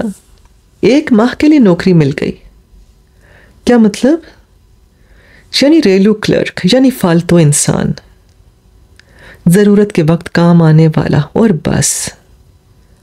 چلو کوئی بات نہیں، شاید 1 ماہ تک یہیں کوئی پوسٹ نکل آئے، اور اگر نہ بھی نکلی تو میں کہیں کوشش کر دوں گی، فکر نہ کرو۔ تابندہ خاموشی سے اس کے ساتھ والی کرسی کھینچ کر بیٹھ گئی۔ مس نازو، چائے نہیں پلوائیں گی؟ ہیڈ کلرک رضوی بولا۔ آپ کے کیا سارے پیسے بیگم صاحبہ کی نظر ہو گئے؟ نازو نے ہنس کر کہا۔ ایسی بات تو نہیں، مگر آپ چائے منگواتی ہیں تو چائے کا لطف ہی اور ہوتا ہے۔ کسی کا مال ہمیشہ اچھا لگتا ہے، کوئی نئی بات نہیں۔ ویسے چائے میں نے پہلے ہی منگوا لی ہے، اب یہ آیا چاہتی ہے۔ نازو خوش دلی سے بولی۔ دفتر کا ماحول بہت اچھا تھا۔ ایک خاص بات یہ تھی کہ سارا اسٹاف کام بھی دل لگا کر کرتا تھا اور سب ایک دوسرے کے کام آتے تھے، کسی کو کسی سے کوئی جلن نہیں تھی۔ سب لوگ ایک دوسرے سے یوں باتیں کرتے جیسے اپنے اپنے ہوں۔ تابندہ کے ساتھ سبھی بڑی ہمدردی اور عزت سے پیش آتے، اس لیے وہ دل ہی دل میں چاہتی تھی کہ کاش اسی دفتر میں اسے مستقل نوکری مل جائے۔ یہ ماحول اسے پسند آیا تھا، یہاں بھوکی نظریں نہیں تھیں، بے باکی نہیں تھی۔ اس نے ہر سانس کے ساتھ یہاں سروس کی دعا کی تھی۔ کچھ یوں بھی وہ اس ماحول سے مانوس ہو گئی تھی، اور دوسرے نازو جیسی پرخلوص لڑکی کے پاس رہ کر وہ کسی حد تک مطمئن تھی۔ وہ دونوں ہی ایک جیسی تھی، اکیلی، تنہا۔ مگر قسمت کا لکھا کیسے مٹ جاتا؟ وہ یہاں بھی ضرورت کا حل بن کر آئی تھی۔ 1 ماہ بعد جانے پھر کیا ہوگا؟ یہی سوچ سوچ کر دل ہی دل میں ڈرتی رہتی۔ نازو نے ڈھارس بندھائی تھی، مگر وہ پھر بھی خوف زدہ تھی۔ 2 بجے اور زیادہ تر سٹاف اٹھ گیا۔ کچھ لوگ ادھورا کام مکمل کرنے میں لگے تھے۔ نازو بھی فارغ ہو گئی تھی۔ کہنے لگی، چلو بھائی کینٹین میں چل کر کھانا کھاتے ہیں، پھر مجھے کچھ شاپنگ کرنی ہے۔ اور وہ اپنے خیالوں میں کھوئی کھوئی اس کے ساتھ چلتی۔ راحت احسن اس کے ماتھے پر جھولتی ہوئی لٹ سا مارتے ہوئے بولا، تمہاری وہ اسکیم بھی فیل ہوتی نظر آ رہی ہے۔ کیوں؟ اسکیم ہی بے تکی ہے، بھلا کون لڑکی تیار ہوگی ایسی شادی پر؟ تم نے کوشش ہی نہیں کی، راحت برا سا منہ بنا کر بولی۔ میں نے واقعی کوشش نہیں کی، بلکہ مجھ سے کچھ بھی تو نہیں ہو سکتا۔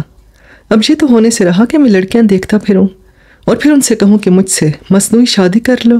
سوچو تو صحیح، بھلا کیسے ممکن ہے یہ؟ ممکن کیوں نہیں؟ راحت ناراضگی سے بولی۔ تم ہی ڈھونڈ نکالو کوئی لڑکی۔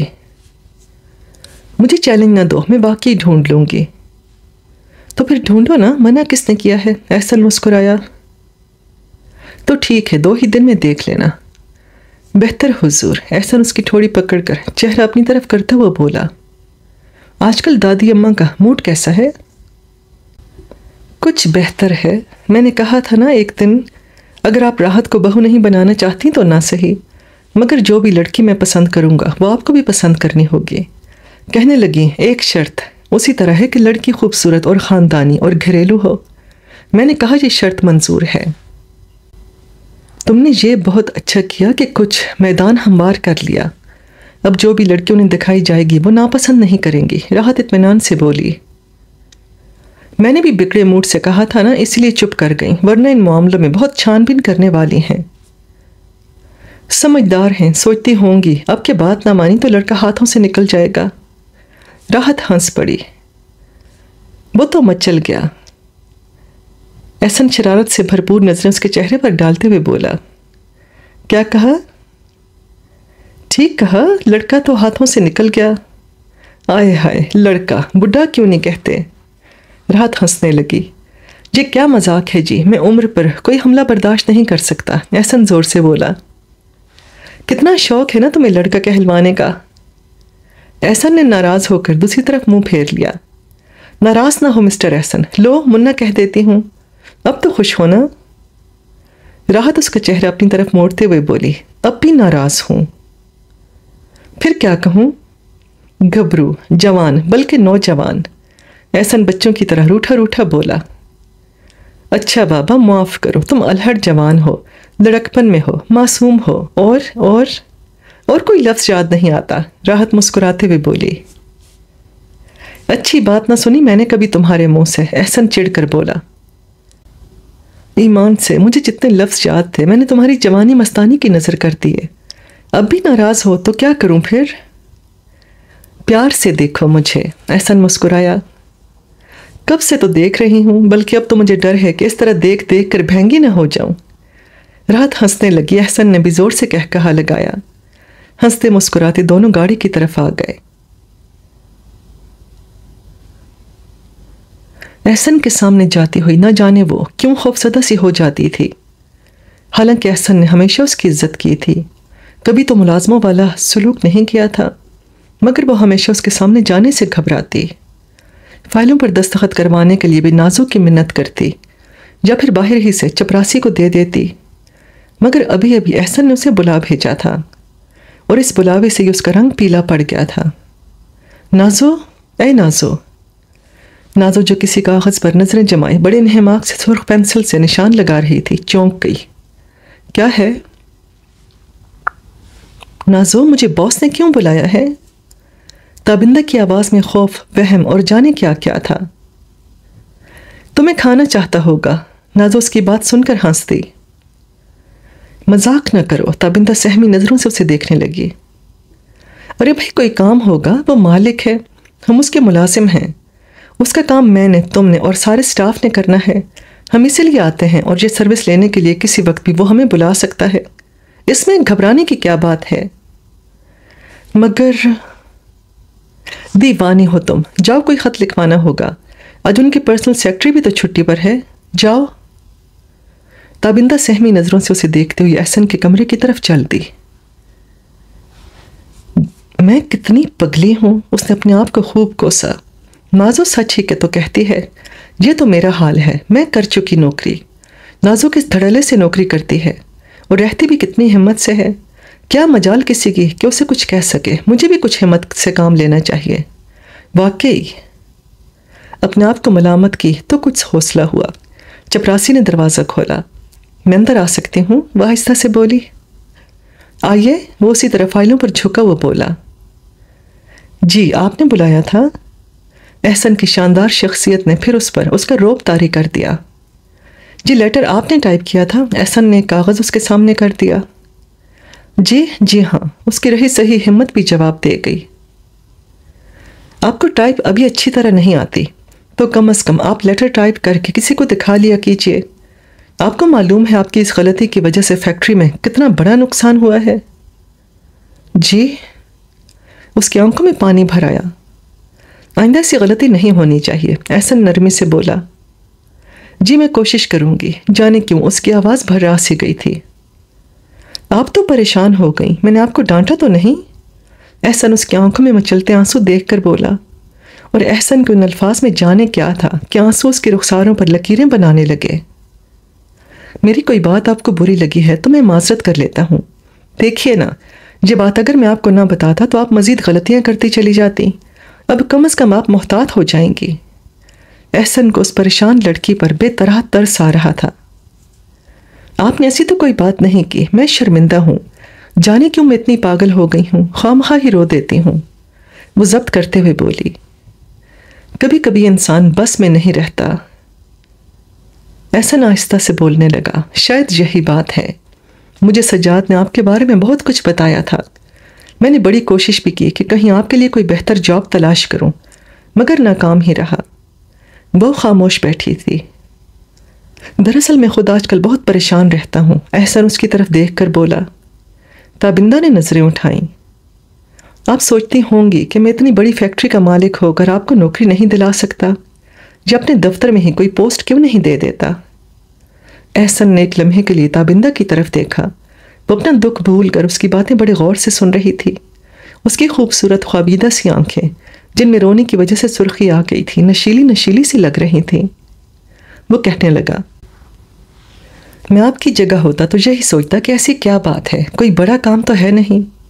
یقین کیجئے کہ میں آپ کے لیے بہت کچھ کرنا چاہتا ہوں۔ سجاد میرا بہت عزیز دوست ہے اور آپ کو وہ بہن کہتا ہے۔ میرے لیے آپ کا مقام بہت اونچا ہے۔ میں آپ کی پریشانیاں بھی جانتا ہوں، لیکن میں اتنا مجبور ہوں کہ اب تو زندگی سے تنگ آ چلا ہوں۔ یہ بھی کوئی زندگی ہے؟ یہ سب کچھ میرا ہے، مگر میں یہاں بیٹھ کر صرف کام کر سکتا ہوں، حکم نہیں چلا سکتا۔ اس کے لہجے میں بے بسی تھی۔ تابندہ اس کے بارے میں، اس کی پریشانی اور مسئلے کی الجھن ثریا اور سجاد سے کئی بار سن چکی تھی، اس لیے اس میں پوچھنے کی ہمت نہ ہوئی۔ دوسرے وہ اتنی دل والی کہاں تھی کہ یوں بیٹھ کر احسن کی شادی کا مسئلہ اس سے ڈسکس کرتی۔ خاموش گونگی بنی بیٹھی تھی۔ اصل میں میری دادی جان میری سب جائیداد کی مختار ہیں، اور ابا جان کی وصیت کے مطابق یہ جائیداد اس وقت میرے حوالے کی جائے گی جب میں شادی کر لوں گا۔ آپ سن کر حیران ہوں گی کہ مجھے اب تک کالج اسٹوڈنٹ کی طرح جیب خرچ ملتا ہے۔ میں اپنی مرضی سے کچھ بھی نہیں کر سکتا۔ ایک پیسہ دادی اماں کی اجازت کے بغیر نہیں لے سکتا۔ تمام بینکوں میں انہی کے دستخط چلتے ہیں۔ اس بات نے مجھے پریشان کر رکھا ہے۔ میں آپ کے اس مسئلے کے بارے میں سجاد بھائی اور ثریا سے سن چکی ہوں۔ اس نے یہ کہنا چاہا لیکن کہہ نہ سکی، ہڑبڑا کر رہ گئی۔ آپ کچھ کہہ رہی تھیں؟ جی نہیں تو۔ شادی تو میں کر ہی لیتا، مگر جہاں میں شادی کرنا چاہتا ہوں وہ لڑکی دادی اماں کو بالکل پسند نہیں۔ احسن جانے کیوں اس دکھی سی لڑکی کو اپنا غم سنانے بیٹھ گیا تھا۔ ایک لمحے کے لیے اس کے دل میں خیال آیا، اگر یہ لڑکی مجھ سے شادی کرنے کو رضامند ہو جائے تو میرا اور اس کا مسئلہ دونوں ہی حل ہو جائیں گے۔ مگر یہ لڑکی راضی نہیں ہوگی، اور پھر یہ بات میں اس سے کیسے کہوں؟ وہ دل ہی دل میں سوچ کر رہ گیا۔ آپ نے مجھے کوئی مشورہ نہیں دیا، وہ مسکرا کر بولا۔ جی مجھے تو کچھ بھی نہیں آتا۔ میرا مطلب ہے کہ میں آپ کو کیا مشورہ دے سکتی ہوں؟ مجھے تو آج تک یہ سمجھ نہیں آئی کہ زندگی کیسے گزرتی ہے۔ مجھے تو آج تک یہ نہیں پتہ چلا کہ میں کون ہوں، کیا ہوں، کیوں ہوں۔ وہ پھر اپنے دکھ میں الجھ گئی۔ آپ بے فکر ہو جائیے، میں آپ کے لیے ضرور کچھ کروں گا۔ احسن نے دل کی بات چھپا لی۔ وہ اٹھ کر کھڑی ہو گئی، کہنے لگی، آپ جسے پسند کرتے ہیں اس سے شادی کر لیجئے، ہو سکتا ہے بعد میں دادی اماں مان جائیں۔ جاتے جاتے اسے ایک مشورہ سوجھ ہی گیا۔ احسن مسکرایا، وہ پھر ہراساں ہو گئی۔ احسن اس کی کیفیت جان گیا تھا، کہنے لگا، اگر میں نے ایسا کیا تو دادی جان ساری جائیداد سے آگ کر دیں گی۔ میں کوشش کر چکا ہوں، مصیبت ہے کہ وہ راحت کو جانتی ہیں۔ راحت؟ تابندہ سوالیہ سی نظروں سے دیکھتی ہوئی بولی۔ راحت اس خاتون کا نام ہے جس سے میں شادی کرنا چاہتا ہوں۔ اصل میں راحت کلب میں ڈانسر ہے اور دادی جان نے اخبارات میں اس کی تصویریں دیکھی ہیں۔ وہ کہتی ہیں کہ ایک ڈانسر ان کی بہو نہیں بن سکتی۔ تابندہ جواب میں اٹھ کھڑی ہوئی، حیران تھی کہ احسن کے ساتھ کیا ہمدردی کرے۔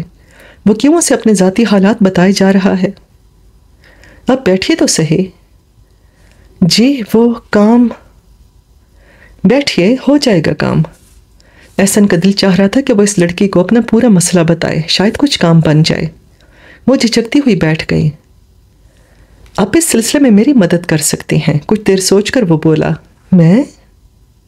جی ہاں، میں آپ کی بھلا کیا مدد کر سکتی ہوں؟ وہ حیران ہوتی ہوئی بولی۔ اگر آپ برا نہ مانیں تو ایک بات کروں؟ جی کہیے۔ یہ بات جو میں آپ سے کہنے والا ہوں، آپ اس پر ہمدردی سے غور کیجیے گا۔ بات اگر بری لگے تو میں پہلے سے معافی کا خواستگار ہوں۔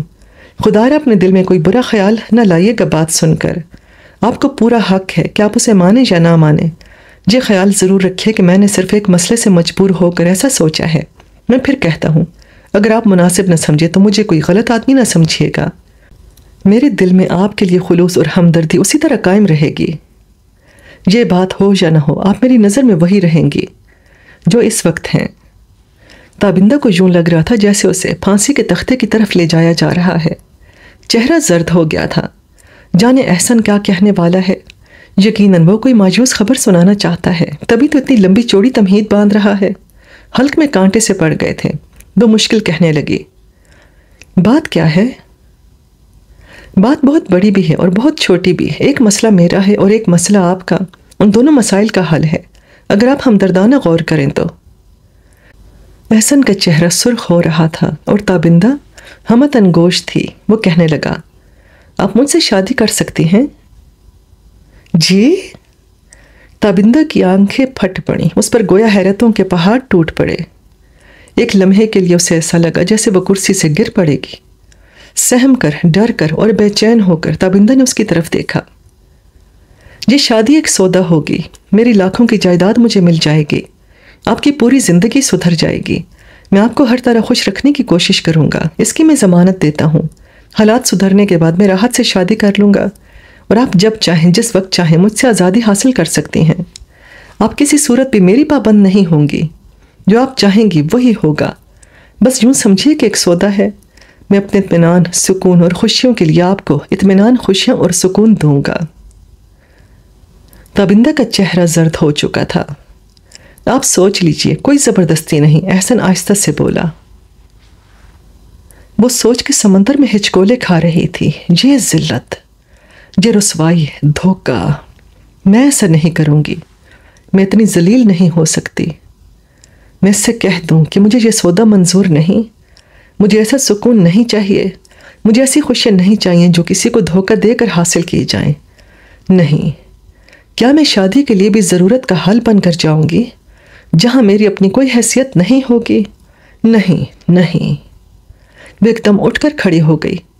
احسن اس کے چہرے پر بدلتی ہوئی کیفیتوں کو دیکھ رہا تھا، محسوس کر رہا تھا کہ اس پر کیا گزر رہی ہے، وہ کون سے بھنور میں ابھر اور ڈوب رہی ہے۔ مجھے یہ سودا منظور نہیں، وہ نہایت سنجیدگی سے بولی اور باہر نکل گئی۔ جب وہ باہر نکلی تو اپنی بدحواسی پر کسی قدر قابو پا چکی تھی، لیکن پورے سٹاف کی نظریں اس پر جمی تھیں۔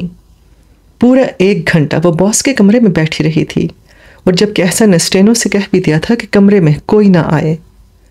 چپتی نظروں کو اپنے چہرے پر محسوس کرتے ہوئے وہ نازو کے پاس آئی۔ اتنی دیر کیوں ہوئی؟ نازو نے پوچھا۔ گھر چل کر سناؤں گی، وہ روحانسی ہو رہی تھی۔ چلو پھر، چھٹی تو ہو چکی۔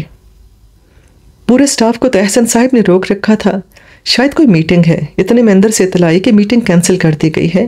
تب وہ نازو کے ساتھ آفس سے باہر نکل آئی۔ نازو باتھ روم میں تھی اور وہ کھانا پلیٹ میں نکالتے ہوئے عجیب سی ذہنی کشمکش میں گرفتار تھی۔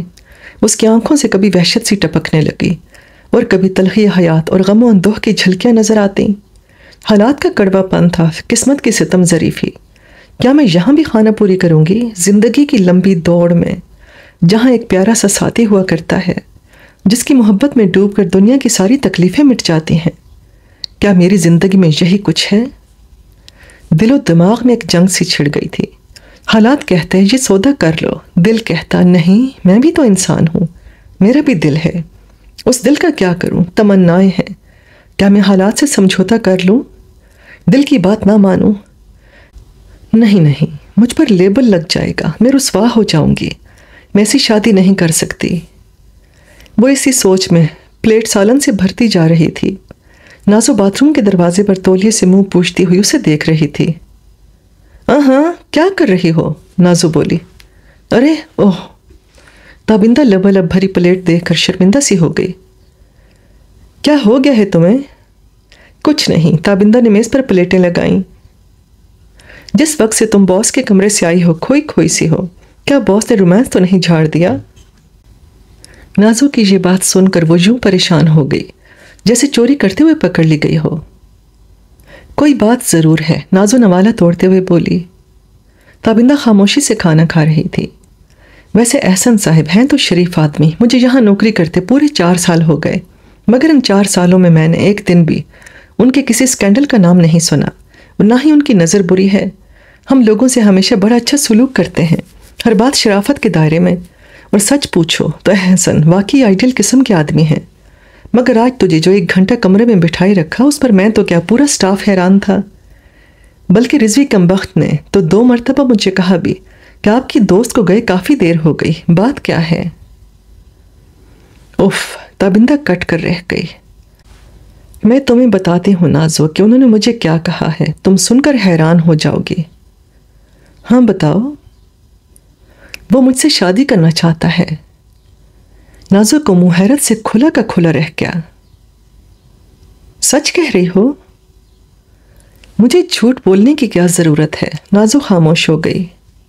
تابندہ کا چہرہ بالکل سپاٹ تھا، وہاں کچھ بھی نہیں تھا، کوئی جذبہ، کوئی حیا کی لکیر، کوئی خوشی، کوئی دکھ، کچھ بھی نہیں تھا۔ تم نے کیا جواب دیا؟ میں نے انکار کر دیا۔ واٹ؟ انکار کر دیا؟ تمہارا دماغ خراب ہو گیا ہے؟ نازو جیسے جھلا کر ہی تو رہ گئی تھی۔ آرام سے نازو، میں تمہیں ساری تفصیل بتاتی ہوں۔ پھر اس نے احسن کے آفس میں ہونے والی ساری گفتگو نازو کی گوش گزار کر دی۔ تمام باتیں سن کر نازو بولی، یہ بھلا کیا تک ہوئی؟ تم نے انکار کر کے اچھا ہی کیا، تمہیں عقل مند ہوئی نا؟ تابندہ مسکرائی۔ ایسی بھی نہیں کہ اترانے لگ جاؤ، نازو پلنگ پر دراز ہوتے ہوئے بولی۔ تابندہ نے کھانے کی پلیٹیں اٹھا کر ایک طرف رکھیں اور دوسرے پلنگ پر لیٹ گئی۔ یہ ایک کمرہ، ان کا kitchen, drawing room, bed room, سب کی کچھ تھا۔ تیل کا سٹو اور ایک چھوٹی الماری میں مرچ مسالے کے ڈبے اور چند برتن بند تھے۔ ایک طرف کو 2 پلنگ بچھے تھے جن کے درمیان میں ایک میز، ایک کھڑکی بند کر کے اس میں کتابیں رکھی گئی تھیں، اور کمرے کے دوسرے دروازے کی طرف 4 کرسیاں اور ایک درمیان میں میز۔ سامنے دیوار میں لگی ہوئی کپڑوں کی الماری تھی۔ دونوں ہی کمرے کی جھاڑ پونچھ میں لگی رہتی، جو جی چاہتا پکا لیتی، جہاں جی چاہتا گھومنے چلے جاتی۔ آرام سے زندگی گزر رہی تھی۔ ایک نوکری ہی تھی نا، کبھی نہ کبھی مل جائے گی، پھر میں کیوں اپنی زندگی کو روک لگا لوں خواہ۔ سوچتے سوچتے ہی وہ سو گئی۔ کھٹر پٹر کی آواز سے تابندہ کی آنکھ کھل گئی۔ کروٹ بدل کر دیکھا، نازو تھی جو تیل کی چولہے پر فرائی پین رکھے پکوڑے تل رہی تھی۔ کیا ہو رہا ہے؟ تابندہ نے پوچھا۔ پکوڑے اور چائے، عیش کریں گے۔ اچھا، تابندہ ہنسی۔ آج تو سوئی نہیں؟ تابندہ نے پوچھا۔ تو نے بات ہی ایسی سنا دی، نیند ہی نہیں آئی؟ نیند تو واقعی میری بھی اڑ گئی ہے، تابندہ انگڑائی لے کر اٹھ بیٹھی۔ تو خیر ہے ہی چرسی، ایسا سوتی ہے کہ آس پاس کی خبر نہیں رہتی۔ میں تو کب کی اٹھی ہوں تجھے پتہ ہی نہیں۔ نازو نے فرائی پین اتار کر چائے کی کیتلی چولہے پر رکھ دی۔ بھئی میری آنکھیں بند تھیں لیکن نیند نہیں آئی۔ اسے کہتے ہیں محبت، نازو ہنسی۔ جب آنکھیں بند ہوں اور نیند نہ آئے تو سمجھو کہ کسی سے محبت ہو گئی ہے۔ ہاں، تابندہ ہنسی۔ مجھ سے کون محبت کر سکتا ہے؟ کیوں، تو کانی ہے؟ نازو نے کہا تو تابندہ ہنس پڑی۔ تابی نازو پکوڑوں کی پلیٹ اس کے سامنے کرتی ہوئی بولی، کافی دیر سے میں احسن کی پیشکش کے بارے میں سوچ رہی ہوں۔ کیا سوچ رہی ہے؟ یہی کہ تو احسن سے شادی کر لے۔ توبہ میری، سن تو صحیح، دیکھ ذرا سوچ، احسن کتنا اچھا آدمی ہے، ایسا شوہر بنانا تو ہر لڑکی پسند کرے گی۔ مگر نازو تو سمجھتی کیوں نہیں؟ وہ تو مجھ سے صرف ضرورت کے تحت شادی کرنا چاہتا ہے، میرا ہمیشہ کے لیے ساتھی تو نہیں بننا چاہتا نا۔ تابندہ پکوڑا منہ میں رکھتے ہوئے بولی، ٹھیک ہے ایسا ہی صحیح، مگر جب تو اس کی بیوی بن جائے تو پھر اس کا یہ ارادہ بدل سکتی ہے، ایمان سے بالکل ٹھیک ہو جائے گا، ڈانسر وانسر کو بھول جائے گا، تم کوئی کم قیامت ہو۔ نازو کی بات سن کر تابندہ زور سے ہنستی، اور کیا، سچ تو کہہ رہی ہوں، ایمان سے مان جا، کر لے شادی، یہ در بدری بھی ختم ہو جائے گی، یہاں نوکری کرو وہاں نوکری کرو، قدم قدم پر ڈر خوف۔ نازو برا سا منہ بنا کر بولی، یا جس زندگی میں کیڑے نظر آنے لگے ہیں، ہمیشہ تو تم اس کی بڑی تعریف کرتی ہو، تابندہ نے کہا۔ میں بس یوں سمجھ لو کہ حالات سے سمجھوتا کرنے والی لڑکی ہوں، بہت اچھا چانس مل رہا ہے تمہیں آج دل کی بات کہوں، ایمان سے، اگر کوئی اچھا آدمی مجھے مل جائے تو فٹاخ سے شادی کر لوں۔ احسن سے کر لو، تابندہ ہنس کر بولی، ضرور کر لیتی، مگر اس کی دادی اماں مجھے اچھی طرح جانتی ہیں، دفتر میں کام کرنے والی لڑکی بھی تو ان کی بہو نہیں بن سکتی نا۔ نازو نے چائے بنا کر تابندہ کو دی اور اپنے لیے بھی لے کر بیٹھ گئی۔ اگر تو شادی کے بارے میں اتنی سیریس ہے تو کوشش کیوں نہیں کرتی؟ میرا مطلب ہے آج تک کسی نے تمہیں متاثر ہی نہیں کیا۔ ارے بھائی، ایمان سے اگر کوئی متاثر کرتا تو فوراً کر لیتی، لے دے کر اپنے آفس کے لوگوں ہی سے واقفیت ہے، پورے سٹاف میں 2 بڈھے کھوسٹ ہیں جو یا تو اپنی بیٹیوں کے جہیز بنانے میں مصروف ہیں یا پھر بیوی کی چڑچڑے پن کا علاج کرنے میں، باقی سارے شادی شدہ ہیں، کوئی 1 بچے کا باپ اور کوئی 2 کا، ایک خیر سے کما رہا ہے مگر اتنا شرمیلا، دھان پان سا، اسے دیکھ کر جی چاہتا ہے یہ تو کسی سٹیج پر ہی کام کرے، عورتوں کی طرح بات کرے گا، فیشن بھی عورتوں کی طرح، ایک ناخن پر نیل پالش لگائے رکھتا ہے۔ اب مجھے بتاؤ کون متاثر کرتا؟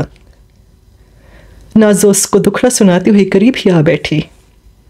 اللہ دے گا، صبر کر میری بہن، وہ تو کر ہی رہی ہوں تابندہ، مگر تمہیں تو اللہ میاں نے چھپر پھاڑ کر ایک موقع دیا ہے اور تم گنوا رہی ہو۔ چھوڑو بھی اسے، تابندہ اٹھ کر کھڑی ہو گئی۔ کہاں چلی؟ ذرا پڑوس والی پارسن کو دیکھنے جاتی ہوں، بیمار تھی بیچاری۔ آج صبح سے ہی اس کا جی بار بار رونے کو چاہتا تھا، آج اس کی نوکری کا آخری دن تھا، مسز رحیم آج اپنی جگہ آنے والی تھی اور آج اسے چھٹی ہو جانی تھی۔ نازو کی طبیعت خراب تھی، اس نے درخواست لکھ کر تابندہ کو دے دی اور کہنے لگی، لو بھائی آج اپنی تو چھٹی، ڈاکٹر کے پاس چلی جانا۔ تابندہ نے کہا، معمولی سا فلو ہے، اسپرین کھا کر لیٹتی ہوں، تمہارے آنے تک ٹھیک ہو جاؤں گی۔ نازو پلنگ پر لیٹے لیٹے بولی، نازو میرا بھی آج بالکل دفتر جانے کو دل نہیں چاہ رہا۔ اس کے دل کی بات آخر زبان پر آ ہی گئی۔ جاؤ جاؤ، اللہ بھلی کرے گا، اور دیکھو احسن صاحب سے ضرور ملنا، ہو سکتا ہے کوئی انتظام کر دے کہیں، جاؤ رونی صورت۔ نازو ہنسی اور تابندہ بیگ اٹھا کر باہر نکل گئی۔ ہاسٹل سے تھوڑی دور ہی بس سٹاپ تھا، ویسے دفتر بھی زیادہ دور نہیں تھا، مگر اس نے بس میں جانا زیادہ مناسب سمجھا۔ اس کے سٹاپ پر پہنچتے ہی بس آ گئی جو لوگوں سے کھچا کھچ بھری ہوئی تھی۔ اسی وقت زیادہ رش دفتر اور اسکول جانے والوں کا ہوتا ہے۔ اگلے ہی سٹاپ کے قریب دفتر تھا، جو ہی وہ بس سے اتری اور دفتر کی طرف چل دی، دفتر سامنے نظر آ رہا تھا اور وہ سوچ میں ڈوبی ہوئی آہستہ آہستہ قدم بڑھا رہی تھی۔ اچانک ہی کسی نے اس کے کندھے پر ہاتھ رکھ دیا۔ ہاتھ رکھنے والے کی گرفت اس کے کندھے پر بڑی مضبوط تھی۔ کون؟ اس نے مڑ کر دیکھا، مگر دیکھتے ہی اس کی جان ہی نکل گئی، چہرہ خوف سے پیلا پڑ گیا۔ وہ غفورہ تھا جو اس کا کندھا جھنجھوڑتے ہوئے ہنس رہا تھا۔ تم؟ وہ تھر تھر کانپتے ہوئے بولی۔ ہاں میں، کہاں تک بچے گی مجھ سے؟ میں نے بھی قسم کھائی ہوئی ہے کہ تجھے ڈھونڈ کر رہوں گا۔ چھوڑو میرا راستہ۔ وہ دفتر تک جانے کی نیت سے تیز تیز قدم اٹھانے لگی۔ خبردار، جو ایک قدم بھی آگے بڑھایا۔ غفور نے سرخ آنکھوں سے دانت بھینچ کے کہا، کتنے عرصے سے تیری تلاش میں پھر رہا ہوں، آج ملی ہے تو کہتی ہے راستہ چھوڑ۔ اب میں تیرا راستہ چھوڑوں گا، چلا سیدھی طرح، شور مچائے گی تو گلا دبا دوں گا۔ اگلے ہی لمحے غفور نے اس کا ہاتھ پکڑ لیا اور سڑک سے پرلی طرف لے کے جانے کے لیے گھسیٹنے لگا۔ چھوڑ دے مجھے ذلیل کمینے، چھوڑ دے۔ تابندہ کی آواز حلق میں پھنس کر رہ گئی اور غفور اسے گھسیٹے لیے جا رہا تھا۔ ایک تو راہگیر غفور کے پیچھے لپکے تو وہ جلدی سے بولا، یہ میری بیوی ہے، گھر سے بھاگ آئی ہے، آپ لوگ اپنا راستہ لیں۔ راہگیر ایک دوسرے کا منہ دیکھنے لگے، کچھ لوگ اور اکٹھے ہو گئے، کچھ تماشا دیکھنے کو رک گئے اور کوئی لاپرواہی سے آگے بڑھ گیا۔ چھوڑ دے مجھے، تابندہ چیخی، اب تجھے دنیا کی کوئی طاقت مجھ سے نہیں چھڑا سکتی۔ غفور اس کا ہاتھ پکڑے سختی سے اسے گھسیٹتے ہوئے بولا۔ عین اسی لمحے احسن کی کار سامنے آ رکی۔ تابندہ کو دیکھ کر وہ جلدی سے لوگوں کی بھیڑ چیرتا ہوا آگے بڑھا۔ تابندہ نے چیخ کر کہا، احسن صاحب، یہ گنڈا، مجھے اس سے بچائیے۔ احسن نے آؤ دیکھا نہ تاؤ 2-3 زور کے تمانچے غفورے کے منہ پر دے مارے۔ غفورے نے جوابی حملہ کیا۔ احسن نے مکے گھونسے مار مار کر اسے بے حال کر دیا۔ اس کی دیکھا دیکھی کچھ اور لوگوں نے بھی بڑھ کر غفورے کو پکڑا۔ احسن کا ڈرائیور پولیس بلا لایا۔ پولیس نے غفورے کو گرفتار کر لیا اور احسن تابندہ کا ہاتھ تھام کر جلدی سے گاڑی کی طرف آ گیا۔ تابندہ کا رنگ پیلا زرد ہو رہا تھا۔ آؤ بیٹھو، احسن نے گاڑی کا دروازہ کھول دیا اور وہ نڈھال سی سیٹ پر گر پڑی۔ احسن نے دروازہ بند کیا اور گاڑی میں بیٹھ کر جلدی سے گاڑی سٹارٹ کر دی۔ ہوش میں آئیے، احسن نے اسے کندھوں سے پکڑ کر جھنجھوڑا اور احسن کی اس تسلی سے وہ پھوٹ پھوٹ کر رو دی۔ وہ اسے یوں ہی سڑکوں پر گھماتا رہا مگر وہ روئی جا رہی تھی۔ آپ اپنی حالت ٹھیک کریں، دنیا میں ایسا ہوتا ہی رہتا ہے، احسن آہستہ سے بولا۔ اگر آپ نہ آتے تو وہ غنڈا مجھے… روتے ہی اس کی آواز ٹوٹ گئی۔ اللہ سب کا والی ہوتا ہے، وہ کوئی نہ کوئی سبب پیدا کر دیتا ہے۔ اب چپ ہو جائیے تو چل کر کہیں بیٹھیں، کچھ ٹھنڈا پلاؤں آپ کو، بہت روئی ہیں آپ۔ بمشکل تابندہ نے آنسو روکے مگر آنکھیں سوج گئی تھیں۔ احسن نے گاڑی ایک ہوٹل کے سامنے پارک کے پاس روکی اور بولا، آئیے۔ کہاں؟ تابندہ کی آواز اب تک لرز رہی تھی۔ جہاں کچھ دیر بیٹھتے ہیں اور آپ اس حادثے کو بھولنے کی کوشش کریں۔ تابندہ اتر کر اس کے ساتھ ہوٹل کے اندر گئی۔ کونے کی میز کے پاس بیٹھ کر احسن نے چائے کا آرڈر دیا اور ساتھ ٹھنڈا پانی بھی، جلدی۔ ایک نظر تابندہ کے اجڑے چہرے کی طرف دیکھا اور بولا، یہ کون تھا؟ تابندہ اس کی طرف دیکھ کر رہ گئی۔ آپ اسے جانتی ہیں؟ احسن پھر بولا۔ جی ہاں۔ احسن نے حیرت سے تابندہ کی طرف دیکھا۔ اس کا نام غفورہ ہے اور یہ خالہ رابعہ کا سوتیلا بیٹا ہے۔ تابندہ دھیمی سی آواز میں احسن کو بتا رہی تھی اور وہ غور سے سن رہا تھا۔ خالہ رابعہ نے مجھے ماں بن کر پالا ہے، ہم دونوں کی زندگی بہت ہی اچھی گزر رہی تھی۔ میں کالج جاتی تھی اور خالہ مجھ سے بہت پیار کرتی تھیں۔ غفورہ کبھی بھی تو اس گھر میں نہیں آیا تھا، لیکن اچانک ایک دن وہ آن ٹپکا اور خالہ رابعہ کے پیچھے پڑ گیا کہ مجھ سے شادی کرے گا۔ خالہ رابعہ نے انکار کیا تو دھمکیوں پر اتر آیا کہ میں اٹھا کر لے جاؤں گا۔ اسی کے ڈر سے خالہ رابعہ نے مجھے سجاد بھائی اور سریا کے پاس بھیج دیا اور آج یہ پھر مجھے مل گیا۔ تابندہ کی آنکھوں سے پھر آنسو گرنے لگے۔ احسن نے پوری بات سن کر تابندہ کی طرف ہمدردی سے دیکھا، کہنے لگا، اب آپ اس بات کو بھول جائیے، میں آج ہی پولیس کو فون کر دوں گا کہ اسے کچھ عرصہ بند رکھیں۔ تابندہ نے تشکر بھری نظروں سے اس کو دیکھا اور بولی، آپ کا احسان میں ساری عمر نہیں بھول سکتی۔ چھوڑیے ان باتوں کو، چائے پیجیے اور بے فکر رہیے۔ پولیس اسے چھوڑ تو نہیں دے گی نا؟ تابندہ سہمی ہوئی آواز سے بولی۔ چھوڑ دے گی تو کیا ہوا، ایسا اندھیر تو نہیں ہے، ہمت سے کام لیجیے، احسن مسکرا کر بولا۔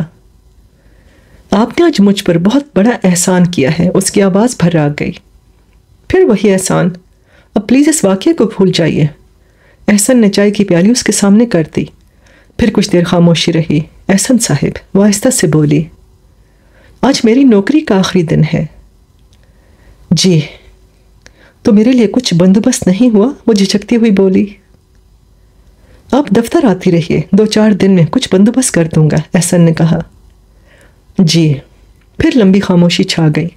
احسن نے بل پے کیا اور جانے کی نیت سے تابندہ کی طرف دیکھا مگر وہ کسی گہری سوچ میں ڈوبی ہوئی تھی۔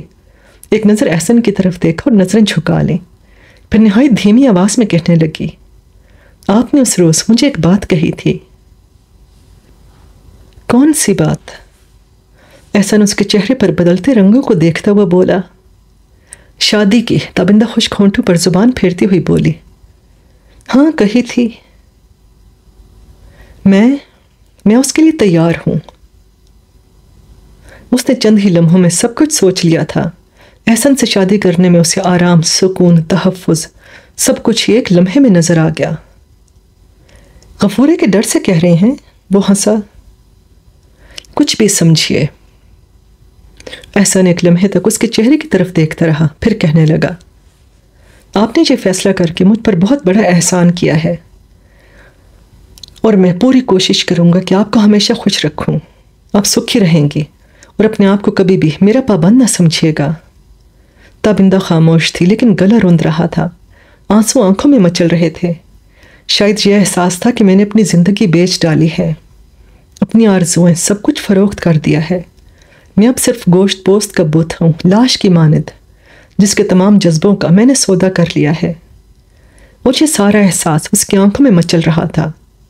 احسن اس کی حالت سے واقف تھا، جانتا تھا کہ اس پر کیا گزری ہے، مگر اس وقت ایک لڑکی کی محرومیت سے زیادہ اسے اپنی ضرورت کا خیال تھا۔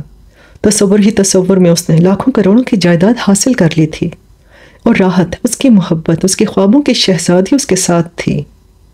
اتنی خوشیاں، اتنے رنگ، اتنی روشنی تھی کہ اس نے تابندہ کی محرومیوں کو مدھم کر دیا۔ اس کی زندگی اسے اس رنگ و نور کے طوفان میں نظر ہی نہیں آئی۔ آئیے چلیں۔ مسرور سا، مدہوش سا وہ اٹھا۔ وہ اپنے آپ سے، اپنے ضمیر سے نظریں چرائے آہستہ سے اٹھی اور اس کے ساتھ چل دی۔ گاڑی چلاتے وہ بے حد مسرور تھا، مسکراہٹیں آپ ہی آپ ہونٹوں پر مچل رہی تھیں، اور تابندہ لٹی لٹی، اجڑی اجڑی بیٹھی تھی۔ آپ کو میں ہاسٹل چھوڑ کر آپ کے لیے کوئی کوٹھی تلاش کرتا ہوں جہاں آپ رہیں گی، اور دادی اماں آپ کو دیکھنے آئیں گی۔ نازو اس سلسلے میں ہماری مدد کرے گی، اور میرے ایک بزرگ دوست ہیں، انہیں میں آپ کا سرپرست ظاہر کروں گا، یعنی کہ وہ آپ کے چچا ہیں۔ ٹھیک۔ اب اس نے بہت بڑی بات مان لی تھی، تو یہ چھوٹے چھوٹے جھوٹ کیا حیثیت رکھتے تھے؟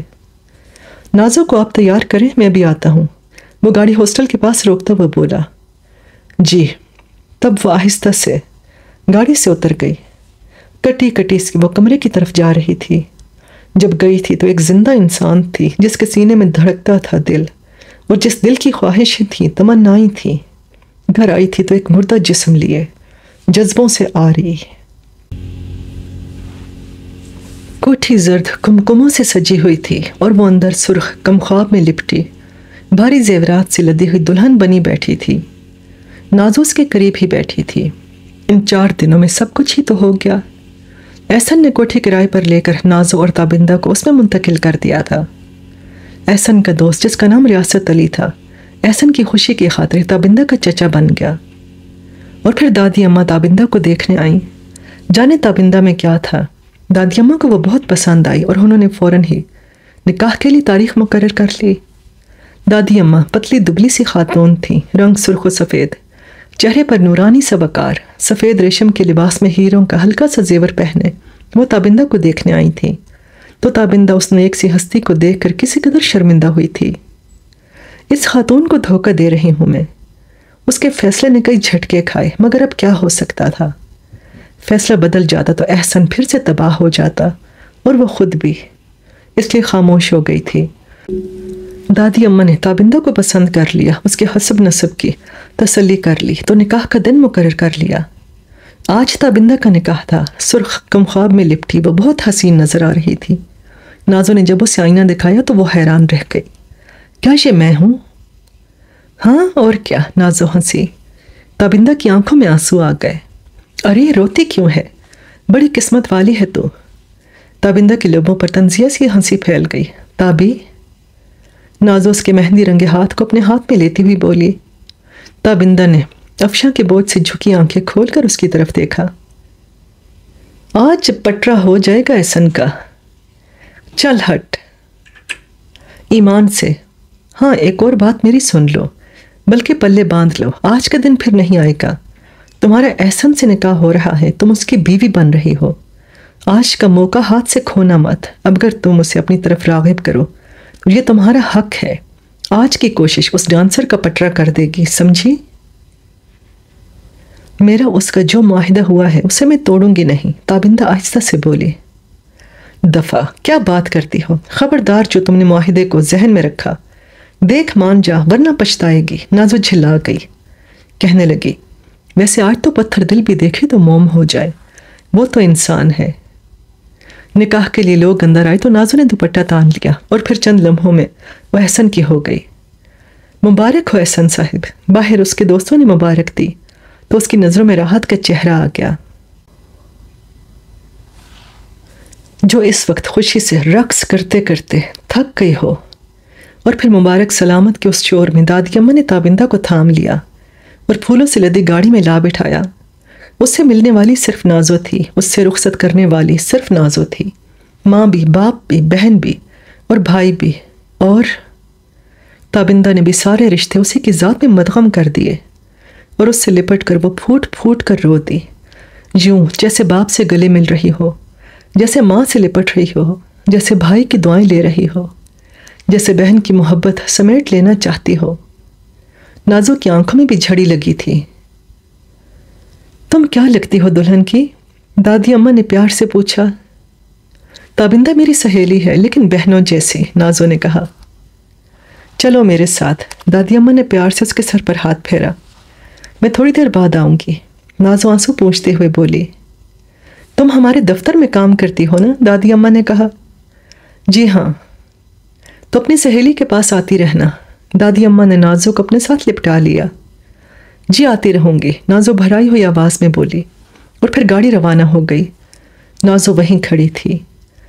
یا اللہ، تابی کو خوشیوں اور سکون دینا، نازو نے صدقے دل سے دعا دی اور اندر چلی گئی، کیونکہ اسے اپنا سامان سمیٹ کر ہاسٹل جانا تھا۔ ریاست علی نے اس کا شکریہ ادا کیا اور وہ تابی کی خوشیوں کی دعا مانگتی اپنا سامان سمیٹ کر ہاسٹل آ گئی۔